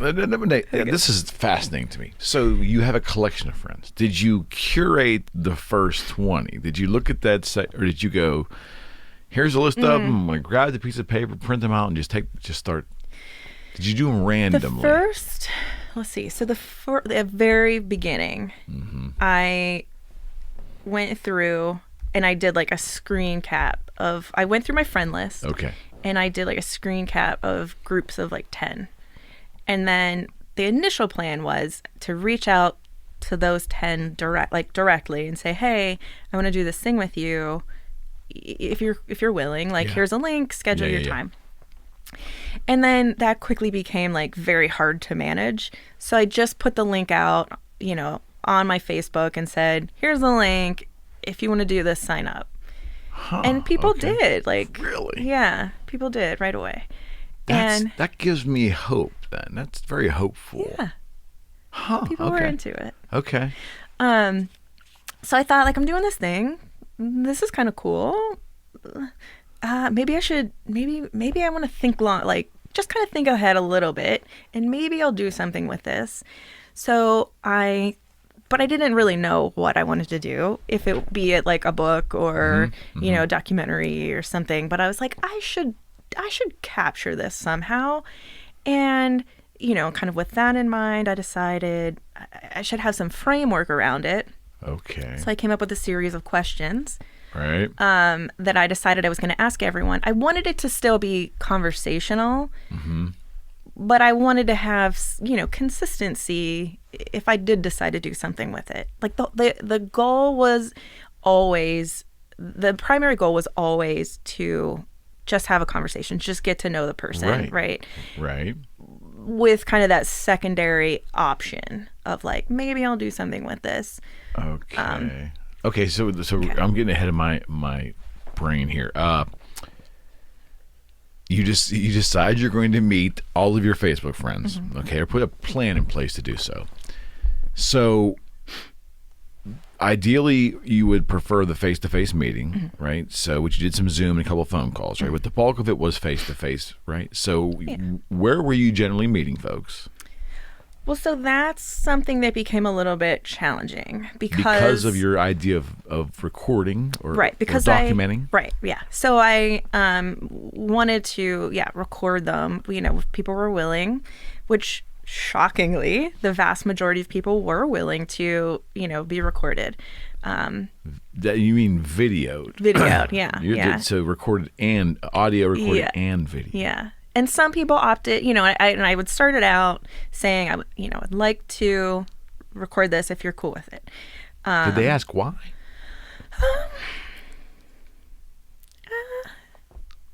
I don't know. Like, I think I would kind of put it out there. Like, I don't know, I might do something, I might want to do something with this at some point. But really, no, I don't think anyone really questioned it. Society's full of wannabe stars, man. I believe we all want to be a star. I don't get it, but we do. All of us do.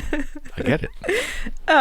So, but the vast majority of my friends were on board with it. They were cool, and I would give this, the solemn. I didn't have them sign anything, but it was always with a solemn, pinky swear oath that I would never do anything with that content without first clearing it with them, Sure. And, and I think that I like to think that says a lot about the trust that my, friends put in me. I think it does. Yeah.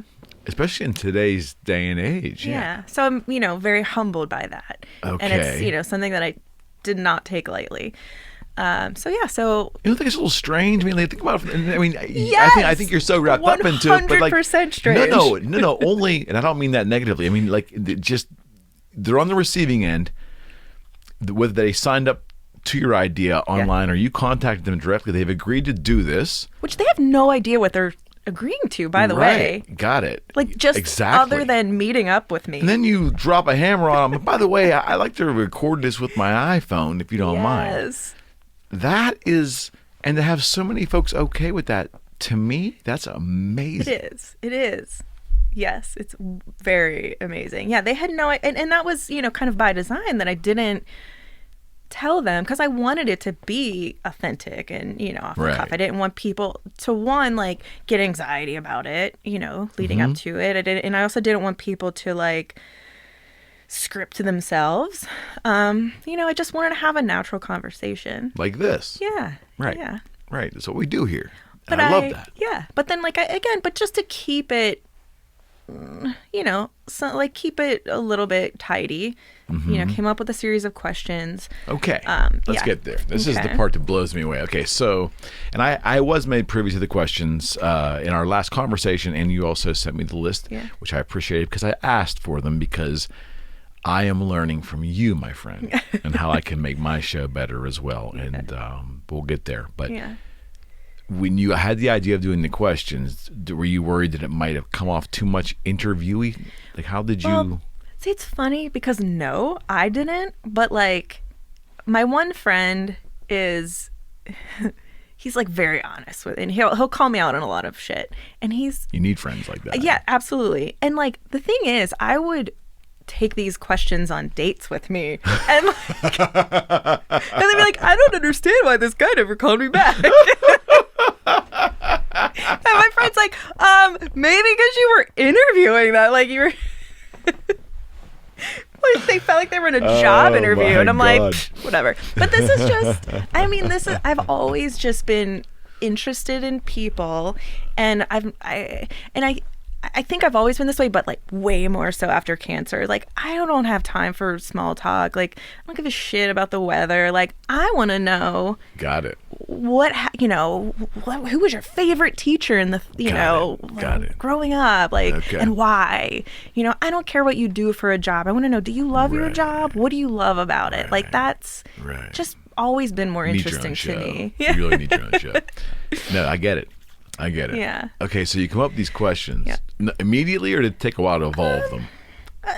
Pretty quickly. Okay. It didn't take too long. Now, some of them, as I also shared with you, were kind of plucked from this New York Times, was it? Do you remember the article where this like social scientist had devised these series of 33 questions and, you know, said he could take two perfect strangers off the street, have them go through these questions together, and then boom, they fell in love. Which is really a reach, though, don't you think? I want to believe it though. I'm, you know, the romantic. Yeah, exactly. So I'm like, no, that could totally happen. But I tried it and it didn't work.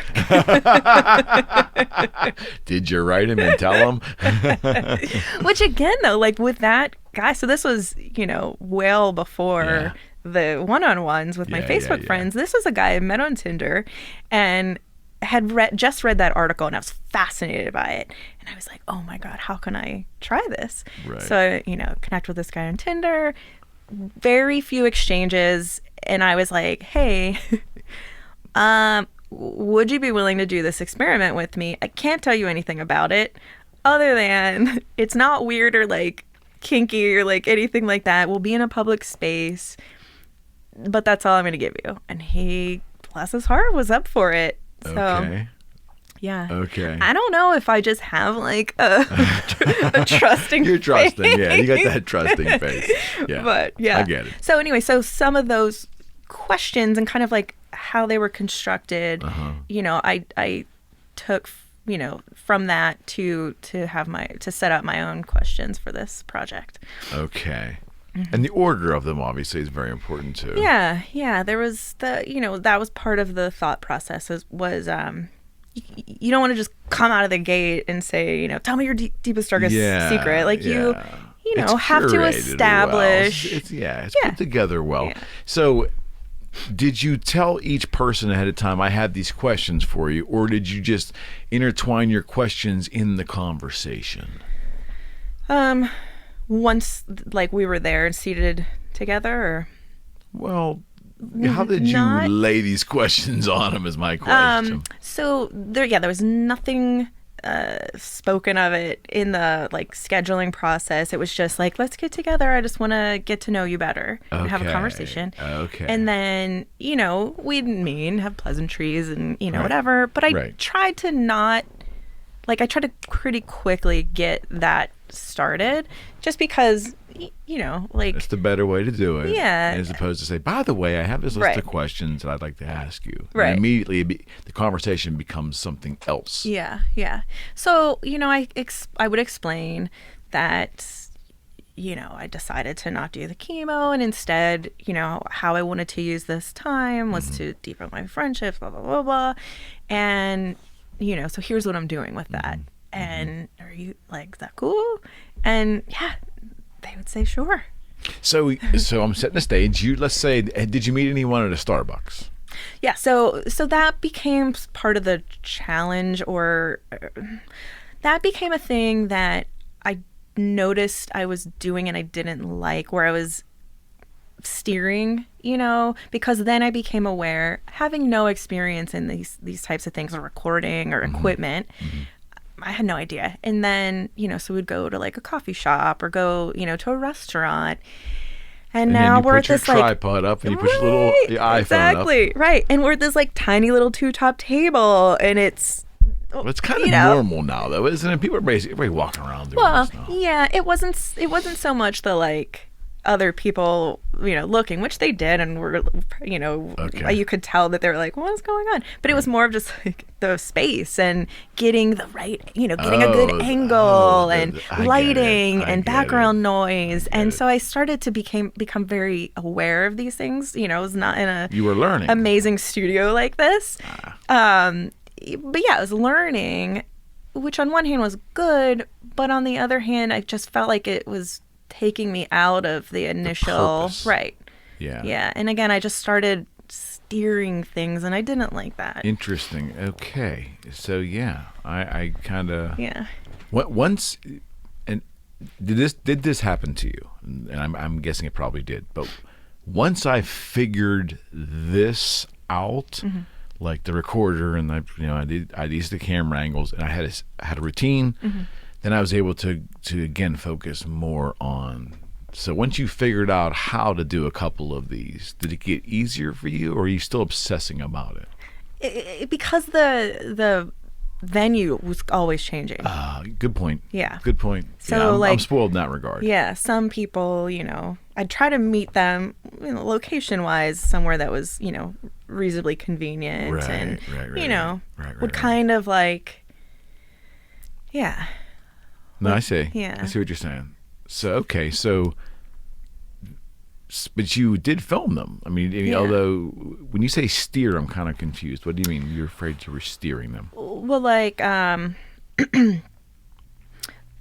maybe just as far, not necessarily steering the individual, though I think I probably did too. I would catch myself doing that in a way of like, were you playing to the camera? It's maybe, I think sometimes. Or were they playing, and then they obviously start playing to the camera right. too. Not quite that, but just kind of like hoping that, I don't know, they would divulge something. Oh, yeah. You became a journalist, my friend. She became an inquisitive journalist. Or just like I fight that every day. Feeling disappointed if, it didn't, feeling disappointed if it wasn't this, like, they didn't cry or, something like that. Where it's your just like, perceptions were something going in. Yeah. When you really probably wanted to walk in there with no expectations. Totally right. And I tried to come in with an open mind, but it's hard. Yeah. I try to do these shows with no expectations. And I think when I'm able to do it, they're better. Yeah, absolutely. Yeah. Yeah. Well, thank you for saying that and making me feel like I have a little bit of a pass. No, I mean, no. I think I get it. I mean, I don't know how you do it. Like, I tell people to do what you do. Yeah. There's some shows in this town from some of these folks from my friends. They go out and they interview business owners or they interesting people, and they do it on location. Mm-hmm. Sometimes it's great. From me watching it, most of the times it sucks. Yeah. Because it's trying to be something that it isn't. It's not genuine. Yeah. This exchange of you sitting down with these people on the premise of it's amazing. And I know why you wanted to record it, because why wouldn't you want to document that? Right. But I see the struggle too of like, is it a production or is it a genuine conversation? Yeah. So I started feeling those types of things, and I'm also so hard on myself. I will beat myself up for any reason I can find. And so then, just started really giving myself a hard time about what are you doing? It was a lot. Were you doubting yourself or doubting it? Yeah. Or were you looking for validation? Like this is supposed to, I guess are you supposed to be doing it? Did you feel you were supposed to be doing this? Did it feel right when you were doing it? Well, yeah. I mean, that's the thing. It was just an endless series of questions in my mind, and I don't know that I ever came to a final conclusion on any of those questions. But yeah, I would just I was just questioning myself with every little thing. Okay. And it's should I stop doing this? Should I don't know. Am I steering? Why? I'm getting annoyed because I'm trying to have a conversation with this person, and it's, this jag off, is making all this noise in the background. Tough. Yeah. Instead of just being in the moment, with that person, and okay, so maybe I missed that audio or whatever. Yeah, then the focus becomes the production as opposed to the conversation. It's tough. I get that. Yeah. But it sounds like you did a bunch of them, right? Did, yeah. So I, again, the initial goal was to meet with all roughly 1,000 people. 5 a day. Very quickly rediscovered that was not feasible. Right. Both just timing-wise and, everything. Right. But then also content-wise. Now I'm seeing, I'm recording all this. And my Dropbox is full, and this is full, and that's full, and I'm like, oh shoot, this is a lot of data and a lot of time, and I don't know the first thing about editing or production or any of that, and so then I started to become oh my god, how am I gonna package all this into, if I didn't something with it, I'm in way over my head on this. Okay. I don't know what to do, and it will take literally 200 years, to get through it all and make sense of it. And so I decided I was going to cap it at 100. Okay. Mainly just for content management, Okay. That's still a lot of interviews. Tons, yeah. That's a lot of interviews. So. And it was wonderful. And I just. What were you getting out of it? So much. Okay. I mean, okay. Yeah, just really getting to know my friends and connecting with them, right. And, or reconnecting with them in some cases. The humbling of the trust, that was involved.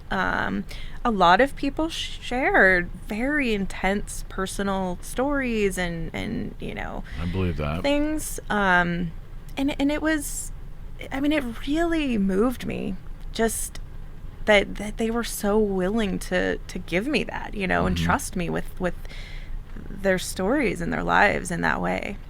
We'll get to the questions in a second about some of the questions you asked, but did you feel in these conversations, because you were a cancer survivor and someone who is struggling with cancer, and you're in the recovery now, this is part of your recovery, it's so fresh, was the weight of that, how did the weight of that affect, if at all, those conversations? Did you feel the interviewee, is that right, having to find commonality there? Because I guess one thing I've heard from two cancer survivors in particular, that, and I'm sure you'll echo this, that people felt like they couldn't have conversations with them unless they could associate something. You know what I mean? Like Bill has cancer. Bill talks to Dave. The way Dave feels better in that conversation is he relates to something, like his relative has cancer, or what they know about it. Yeah. Does it make any sense? Did you find any of that in those conversations? Yeah, and I think that's across the board, and that's another muggle tip. Okay. Just, you don't have to, if you meet someone who's going through cancer treatment, who has had cancer or whatever, you don't need, please don't relate to them by telling them about your aunt who died of breast cancer or whatever. That is not helpful. I get that. Do you hear that, folks? I totally get that human nature, right. We look for commonalities. We want to fit. We want to, whatever. I 100% get that, but my God, it's brutal when it's just oh. What's tough on the cancer patient, the person in cancer recovery, because it's they're expecting it almost in every conversation they have with someone. Sure. And it's and it happens again, here we go again. Yeah, that exactly. has to be an incredible drag. Yeah. And sometimes you just want to pretend that's not you you just want to escape from it. A real conversation on just normal right. stuff, yeah, right? Yeah. And two, it's I don't need to be reminded that this could kill me. And right. You reinforcing that with your story of your brothers, cousins, neighbors, whatever, dog walker, right? I'm sorry for them, and that's really terrible. And understood. Yeah. So okay. just say I'm sorry. That sucks. You don't need to relate through. Yeah. Some story. But I will say this about the interviews. I think that perhaps my friends knowing that I was going through this and that I was being very open and vulnerable in my struggles and my sharing my story, I don't know, I think maybe that probably allowed them to drop their guard. Okay. As well, Okay. And just, haven't gone through cancer, but I can relate to you through this other trauma or this other thing that I dealt with. Maybe. When you say you were, were you surprised at how revealing folks were, especially on camera? Yes. Okay, extremely. So can you answer this question? I'm going to ask it anyways. Can you share a couple, without giving anything away, can you share a couple of things that shocked you? Without being too specific? I mean, just like family traumas, abuses, things like that. People would, shared with me. Just like that's pretty heavy. Yeah, like family relationships. I mean, when you anything. We're gonna get to the questions. This is the essence of it. But in general, were you amazed at how much people were willing to reveal, and how much personal content they were willing to reveal? Both, yeah, absolutely. Excuse me. And again, kind of all fell back to, and I would tell people, if we get to the end of this and you've shared something, or we've like kind of gone down a path, and you want me to delete this, like, you can watch me, I'll delete it. Yeah. Yeah, it's there. Yeah, I get that. I'm not so. I guess I really am not surprised at how willing people are to talk if they're comfortable. Yeah. Right. Yeah, for sure. And one thing I noticed, as I was doing these, it almost became a therapy, right? Like, where I just started to wonder, like, does anyone talk to you? Like, is anyone asking you these questions? Is anyone showing you that they care about you and who you are? Are you just like, I don't know. And I think sadly, that there are a lot of people who need therapy. Well, that, yes. But they're not feeling seen. They're not feeling, I don't know. And I noticed a lot with men, especially, like, those were the ones who were more often than not, kind of walked away like, wow, like, I didn't expect you to open up like that. Any themes in there from the sample pool that you interviewed? No. Any themes? A lot of uniqueness?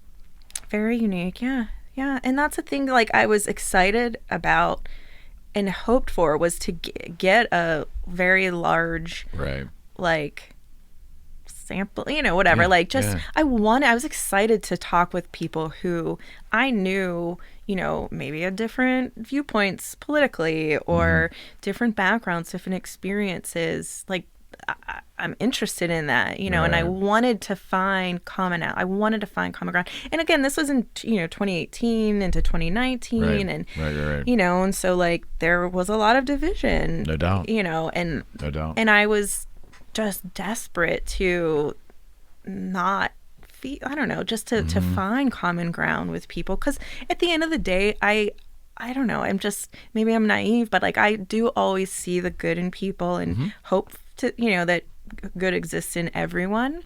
Yeah.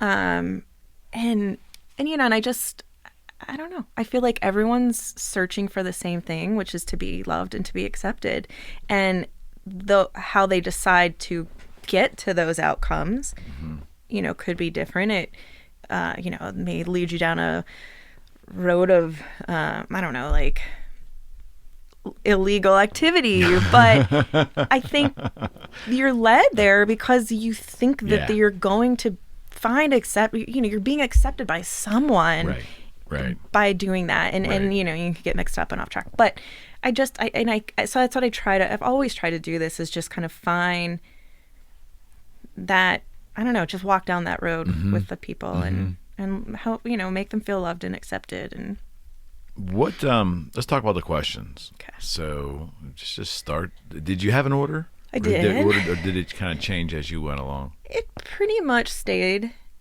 Okay. So the first question that you opened up with. Well, so the first thing I'd kind of give the spiel about, here's the reason I'm doing this, and okay, if we record it, and I'll delete it, kind of, so just establishing the framework, the ground rules. Yes, and that I hope this will be an open conversation, et cetera, et cetera. And the point is to get to know each other better. And then I would ask, so we would do a selfie. That was like the first step. And so, generally that's like a little disarming, from the, to start the off beginning. With that. Right. And I don't know, And you're like, there's like then a physical, now this is again pre-quarantine or pre-COVID stuff. So it's like, you know, you're now physically sort of connecting or like, like becoming closer. So then, you know, selfies first, start to relax. And then what do you remember about when we first met? Okay. And, you know, and that could, some people took that as, you know, they would recall, I met you here and, you know, whatever. Some people would say like, oh, I remember noticing this about you, or. Anyone that had never actually met you outside of virtual, like Facebook connection or something? No. Okay. No. So you did actually have some kind of interaction with them. Human interaction. Yes. Yeah. Okay. Though first, you know, sometimes like some of these people, really didn't know well at all. So it was kind of like, oh, I don't know, or you know. And again, they're like, we're sort of, it's still a little awkward, right? But what do you remember about when we first met? Okay. And then I would ask, I think the second question, it's been a while. The second question was, what are 10 things you're grateful for right now? Right. I am a big, I don't know, I just like gratitude for me. Mm-hmm. I don't know if I'm going to call it like a practice, but, you know, it is something that I am constantly thinking about, or not constantly thinking about, but it's something that I kind of like, a direction that I try to point myself into, because I just think it's feels better. It's healthier. You know, to reflect on the things that are good in my life versus, you know, I have plenty of things that I can think about that are bad, but I'd rather focus on the good things and just kind of like constantly keep that refreshed in my mind. So how'd that question go over? Usually pretty well. I would say a lot of people would like laugh and they say, oh my God, I can't think of 10 things. What? 10 things? Most people could get to 7 pretty easily. Really? Yeah. And it was some folks, you know, would like cheat. You know, I'm going to call it a cheat. And they'd say like, I'm grateful for my, you know, and they would name like each of their kids individually. Oh, so that's cheating. I think there's 3. That's you know. cheating, yeah. Yeah. But some people were a little more existential about it. Right. Existential is a word that my chemo brain came up with. Existential. Oh wait, now I'm confused. Existential. It's when I was in chemo, like you know, your brain's just like freaking scrambled. And I said existential one day, and my boyfriend at the time was like, "What?" Existential. Existential. I think is the word. I think existential. Existential. Okay. Existential crisis. Anyway. Okay. But yeah, my brain now. The map has now fully anyway branded existential. So existential, all right. With it, and they would, you know, say things like, the trees outside, you know, which I'm grateful for, you know. So things like a little bit more abstract. Okay.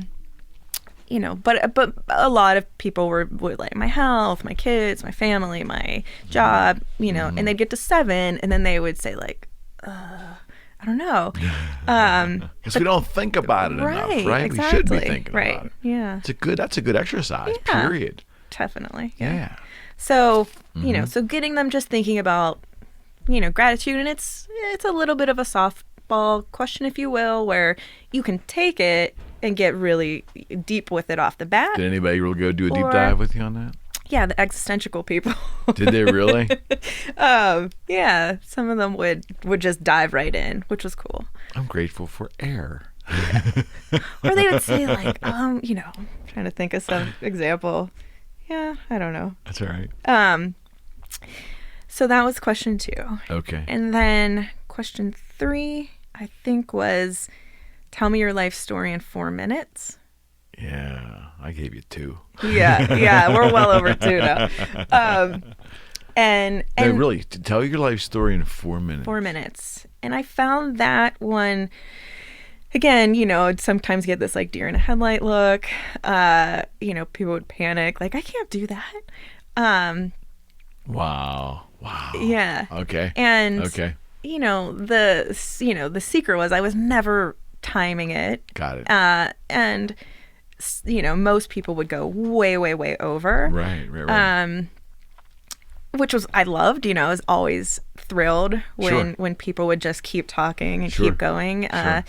But yeah, and it was also just fascinating, how people interpreted that question. Some people, it was like facts and, I was born on this street and, blah, blah, blah. And I went to this school and here we are.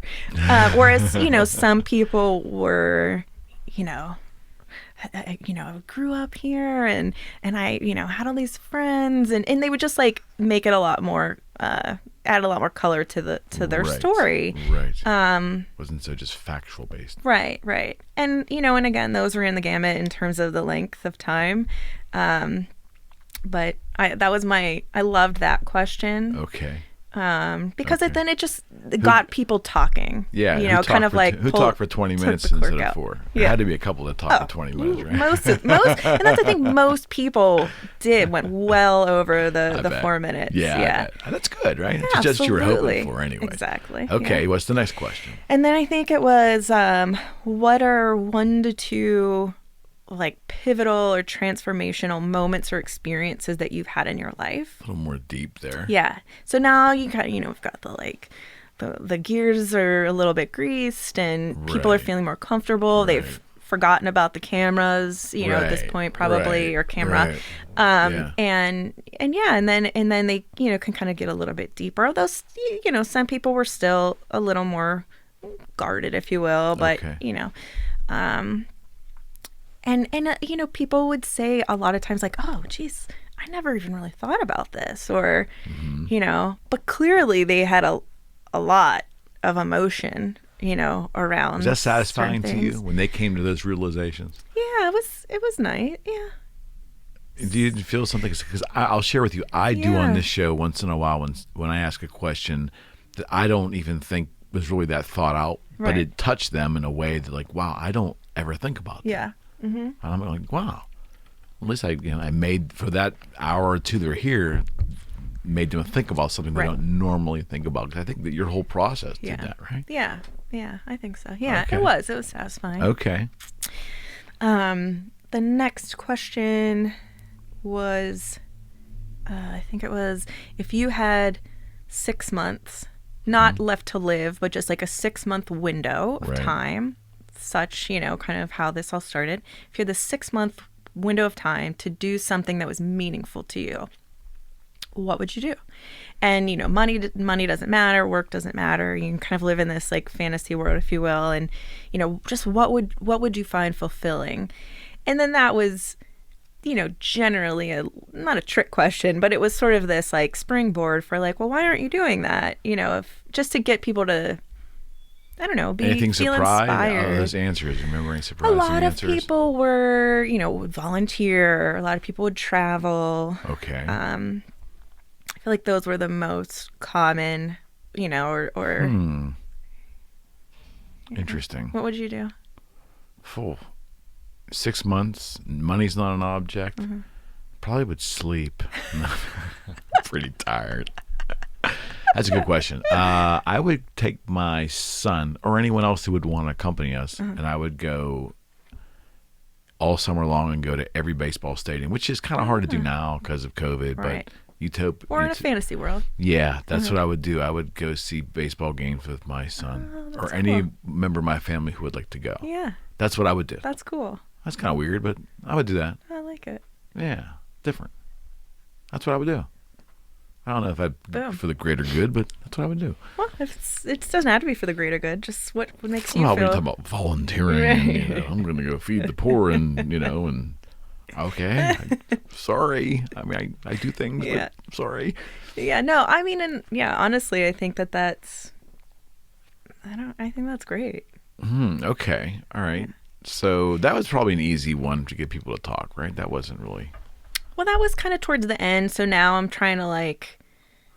You're softballing it. Like, kind of like bring it back together and just kind of like, what do they say with like the call to action? So that was sort of like where Don't I was. Put too much thought into that. I was leading them down, or just like kind of like where I was going with it was like, okay, now we've had this cool conversation. You're just guiding the conversation. Yeah, but like I wanted them to walk away feeling like inspired and motivated to like do something, whatever makes them happy. Did you ask any of them that question? Like, we really seem passionate about that dream.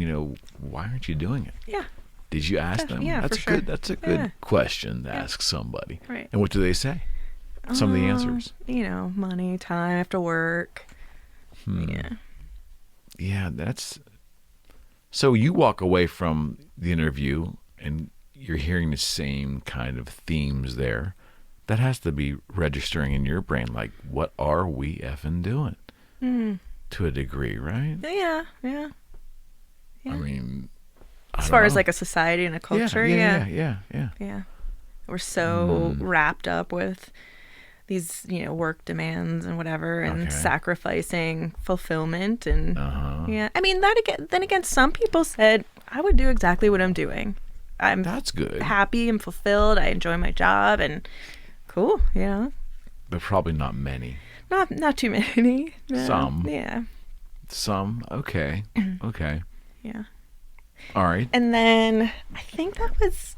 Oh, and I think that was it for the questions. Okay. And then the wrap up was, what's a song that makes you feel happy, joyful, and dancy? Mm-hmm.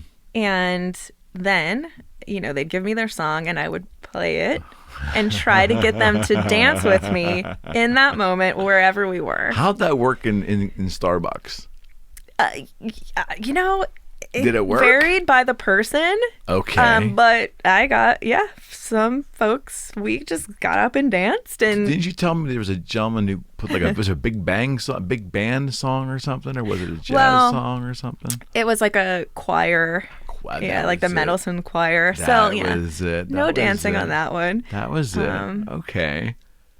But that song, was something that was a joyful reminder for him. It wasn't necessarily like the dancey, but it was just like a memory, that brought him joy. Did most people actually have a song that did something for them? Yeah. I mean, there were some, there's a lot of the Pharrell song "Happy." A lot of like Justin Timberlake, "Just Dance." I can't remember. Okay. So some of like a lot of repeats. That "Happy" song is a good song though. And I'm an old guy. Absolutely. I know it's saturated, but still. Hey, it makes does you move. The job. Right. And there was just like, it's a very eclectic playlist, and so then I would try to get them to dance. Or at least promise to like listen to it on their drive home and dance. But it was, kind of like the wrap up. It was it's a physical movement, which I think just makes you feel good. No question. No matter. There's no question. And it was, again, just kind of like bringing them back to a moment of a memory or something, that makes them feel like happy. And so then we just like, and then we would, leave and be just grinning ear to ear and like, Any tears ever? Oh, during the conversations, for sure. That is so amazing. Like, so you separate, and how many of these folks kept in contact with you? A lot. Some of them, and I think, and then this is where I start to like beat myself up again, because now I'm like, okay, you put this out there with the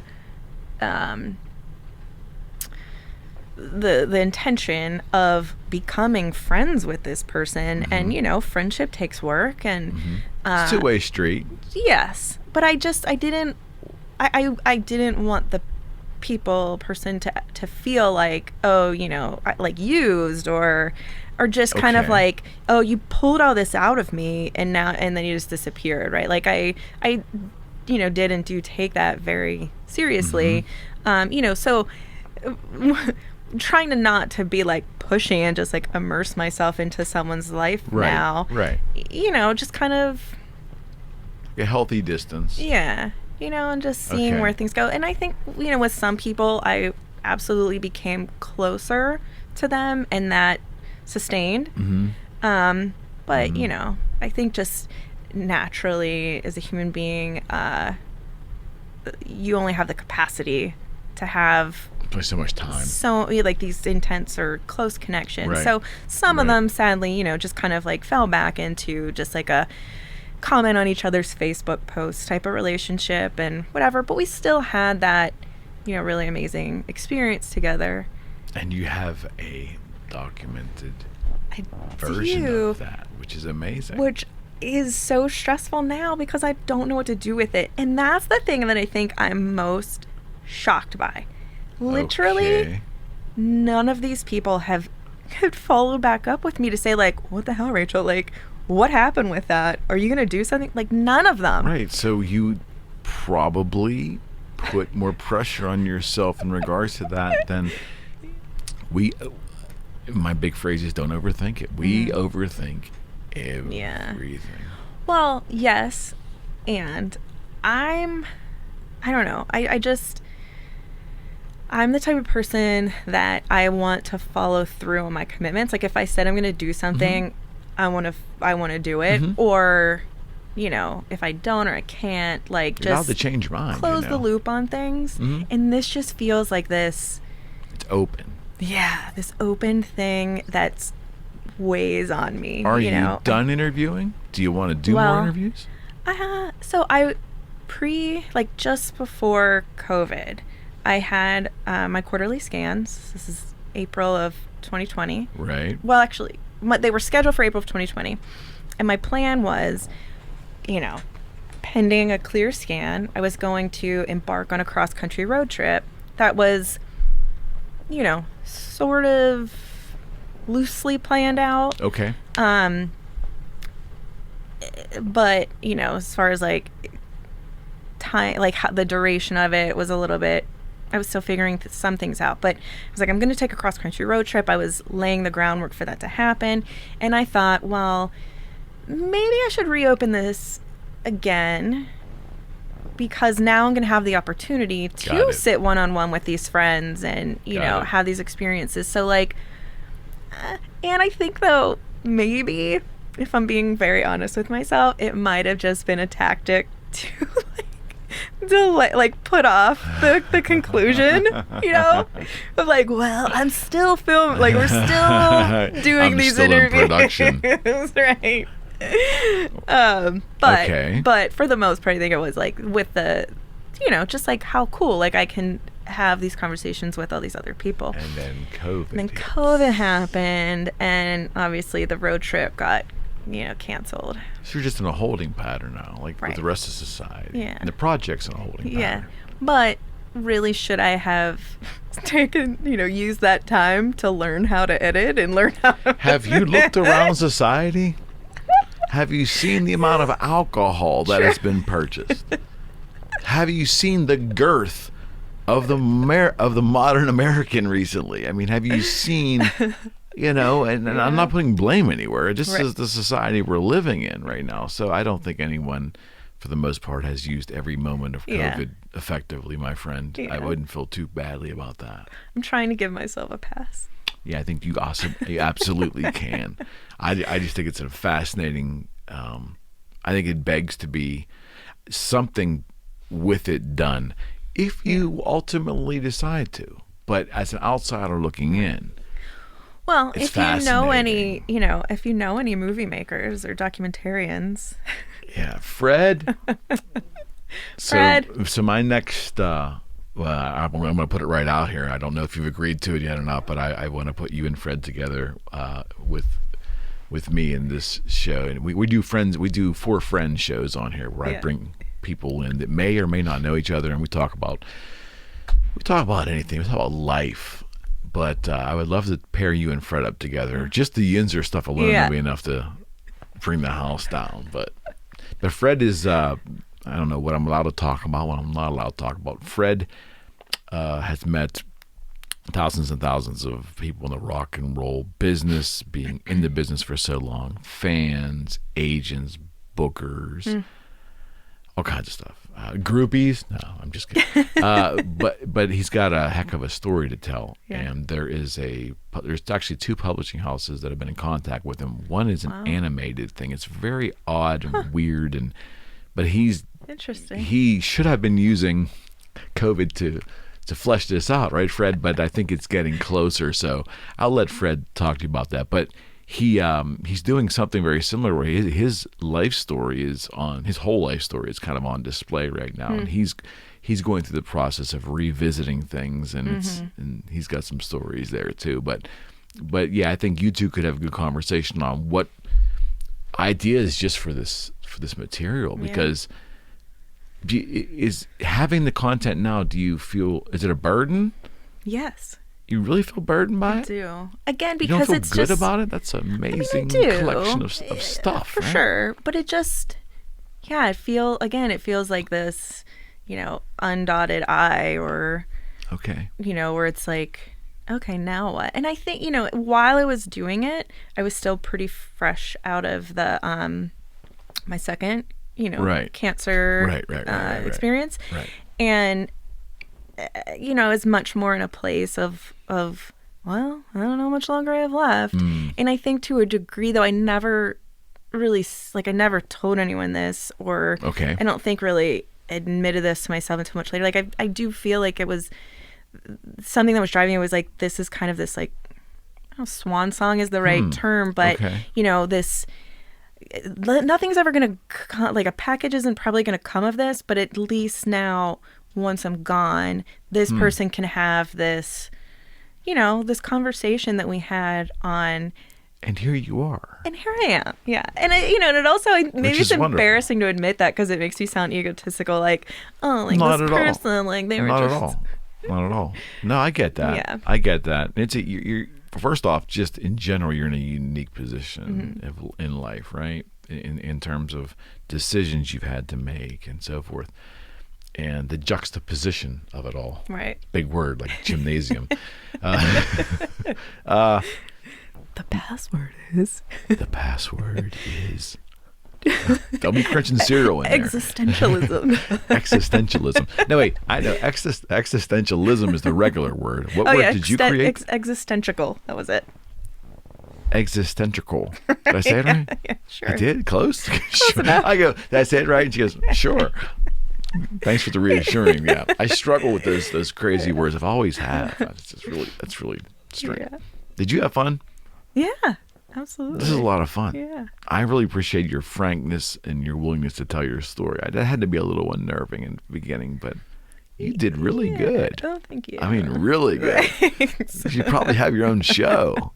You should probably when you were filming, did you get the vibe at any point? Did you tear down after a one interview and you go back to your car and go, man, I'm pretty effing good at this? I mean, did you ever feel that way? Yeah. I mean, I'll admit that. Yeah. Yeah. The interview, because you naturally, the more it's like anything else, repetition breeds greater levels of success. Yeah. And I want to, what I'd love to do, I have, these ideas for shows. The one that I most like right now is this kind of road trip show. So, death and dying is something that, like I said, at the time I was more consumed by it. And it was just more heavy on my mind. Whereas now, I don't know, I'm trying to get comfortable with it, right? None of us are going to escape it. Right. And we just don't why think are we about so it. Afraid of it? I mean, I understand why, because it's unknown and what have you, whatever. But I don't know. I want to try to wrap my arms around it and get to a place of peace with it. But I'm also fascinated by how, culturally there are different practices and, all these beliefs, different beliefs on the afterlife. And I find that extremely fascinating. So aliens. It's all about aliens. So I want to go. Well, you can have your ashes shot out into space. Did you know that? I might do that. Call Elon Musk. Will take care of it for me. So I would love to do the show where I'm road tripping. So, because it's something that I've always wanted to do, and that kind of got taken. So if I can get some production company to subsidize my trip, cool. That's a good idea. But then to go around and find different experts or just people closer to it and just interview. So kind of using these skills that I've developed and really enjoy, to meet with people and have these conversations, I think would be interesting. But then to juxtapose, to use your word, that's probably wait a second. I say juxtaposition. Oh, sorry. You say juxtapose. What does that mean? What root of the word is that? I have Please no use idea. it in a sentence. I can't. Oh, wait. That's an interesting juxtaposition. And then, but I juxtapose? Is that a word? Juxtapose, yeah. Oh, that public. Juxtapose this with, yeah. Okay. Anyways. Now I'm really confused. So to juxtapose the death and dying, like, the heaviness of that with something lighter, right? So like to bring some levity. Right. Now let's do the second half of the show, doing something, I don't know, maybe crazy, maybe whatever, but just like what makes you feel alive? What is living to you? And then maybe we jump out of an airplane or, I don't know, whatever.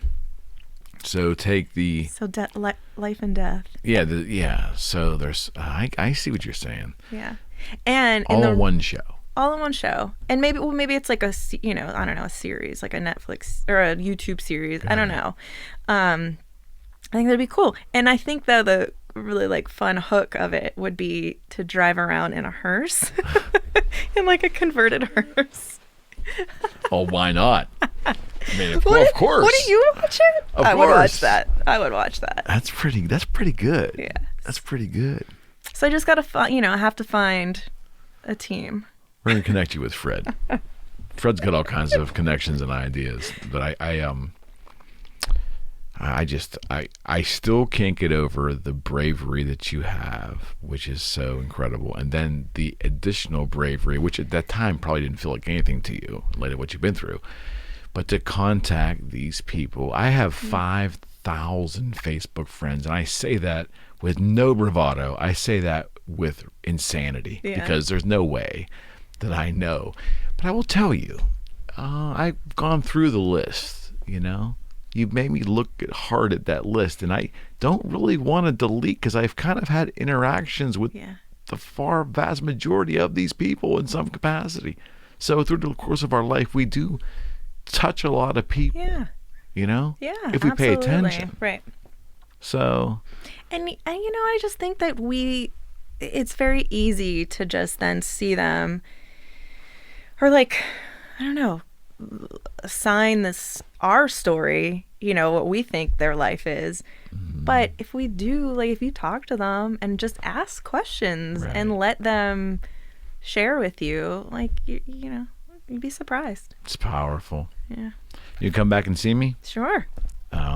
Next time you come back, I want to get your impressions on social media, how we're communicating with each other or lack thereof, and all that stuff, if you're willing. Sure. For sure. Yeah. I had a great time, Rachel. I did too. Yeah, Thanks. thank you for sharing your story. You're an incredibly brave individual, my friend, and I'm really glad to know you. Likewise. I really am. All right. Thanks. All right, we are out. We're going to eat cereal into the microphone. Okay. This is me bonus footage. I'm putting this in. This is coming B-roll. in. This is B-roll. And I'm going to make it black and white, though. Do something different. All right, just give me a little crunch berries. I'm going to do this. I vowed off this stuff. It's like crack. But I want to have it for you. I'm making an exception. I appreciate that. Here we go. All right, so I'm going to put this over here. Okay. Because they're not going to be able to see us. All right. So go ahead. We're going to chomp it into the mic. This should be good. I'm almost embarrassed. Sorry, Mom, if you're watching. She hated me used to eat cereal. And... Wait. What?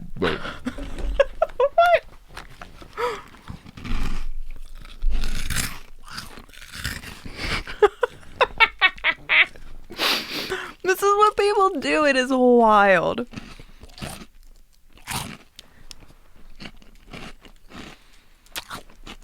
Yeah, and that's like lip snagging.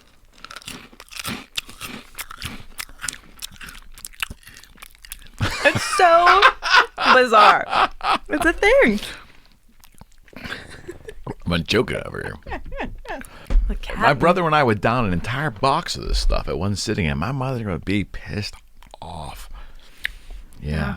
I mean, like, this is the large size. We used to get the family size, which is even bigger. I looked for the family size, and they didn't have it. It was in one sitting, we would sit down and knock out. We would take that gallon of milk and start pouring, and she'd still be unpacking groceries, right? We were already spreading stuff off the kitchen table, got our bowls and the milk, and we're just like, firing. And like 15 minutes later, she'd be like, wait, what happened to this box? And back. The password is crunch berries. Hello, you're listening to the Eric McKenna Project.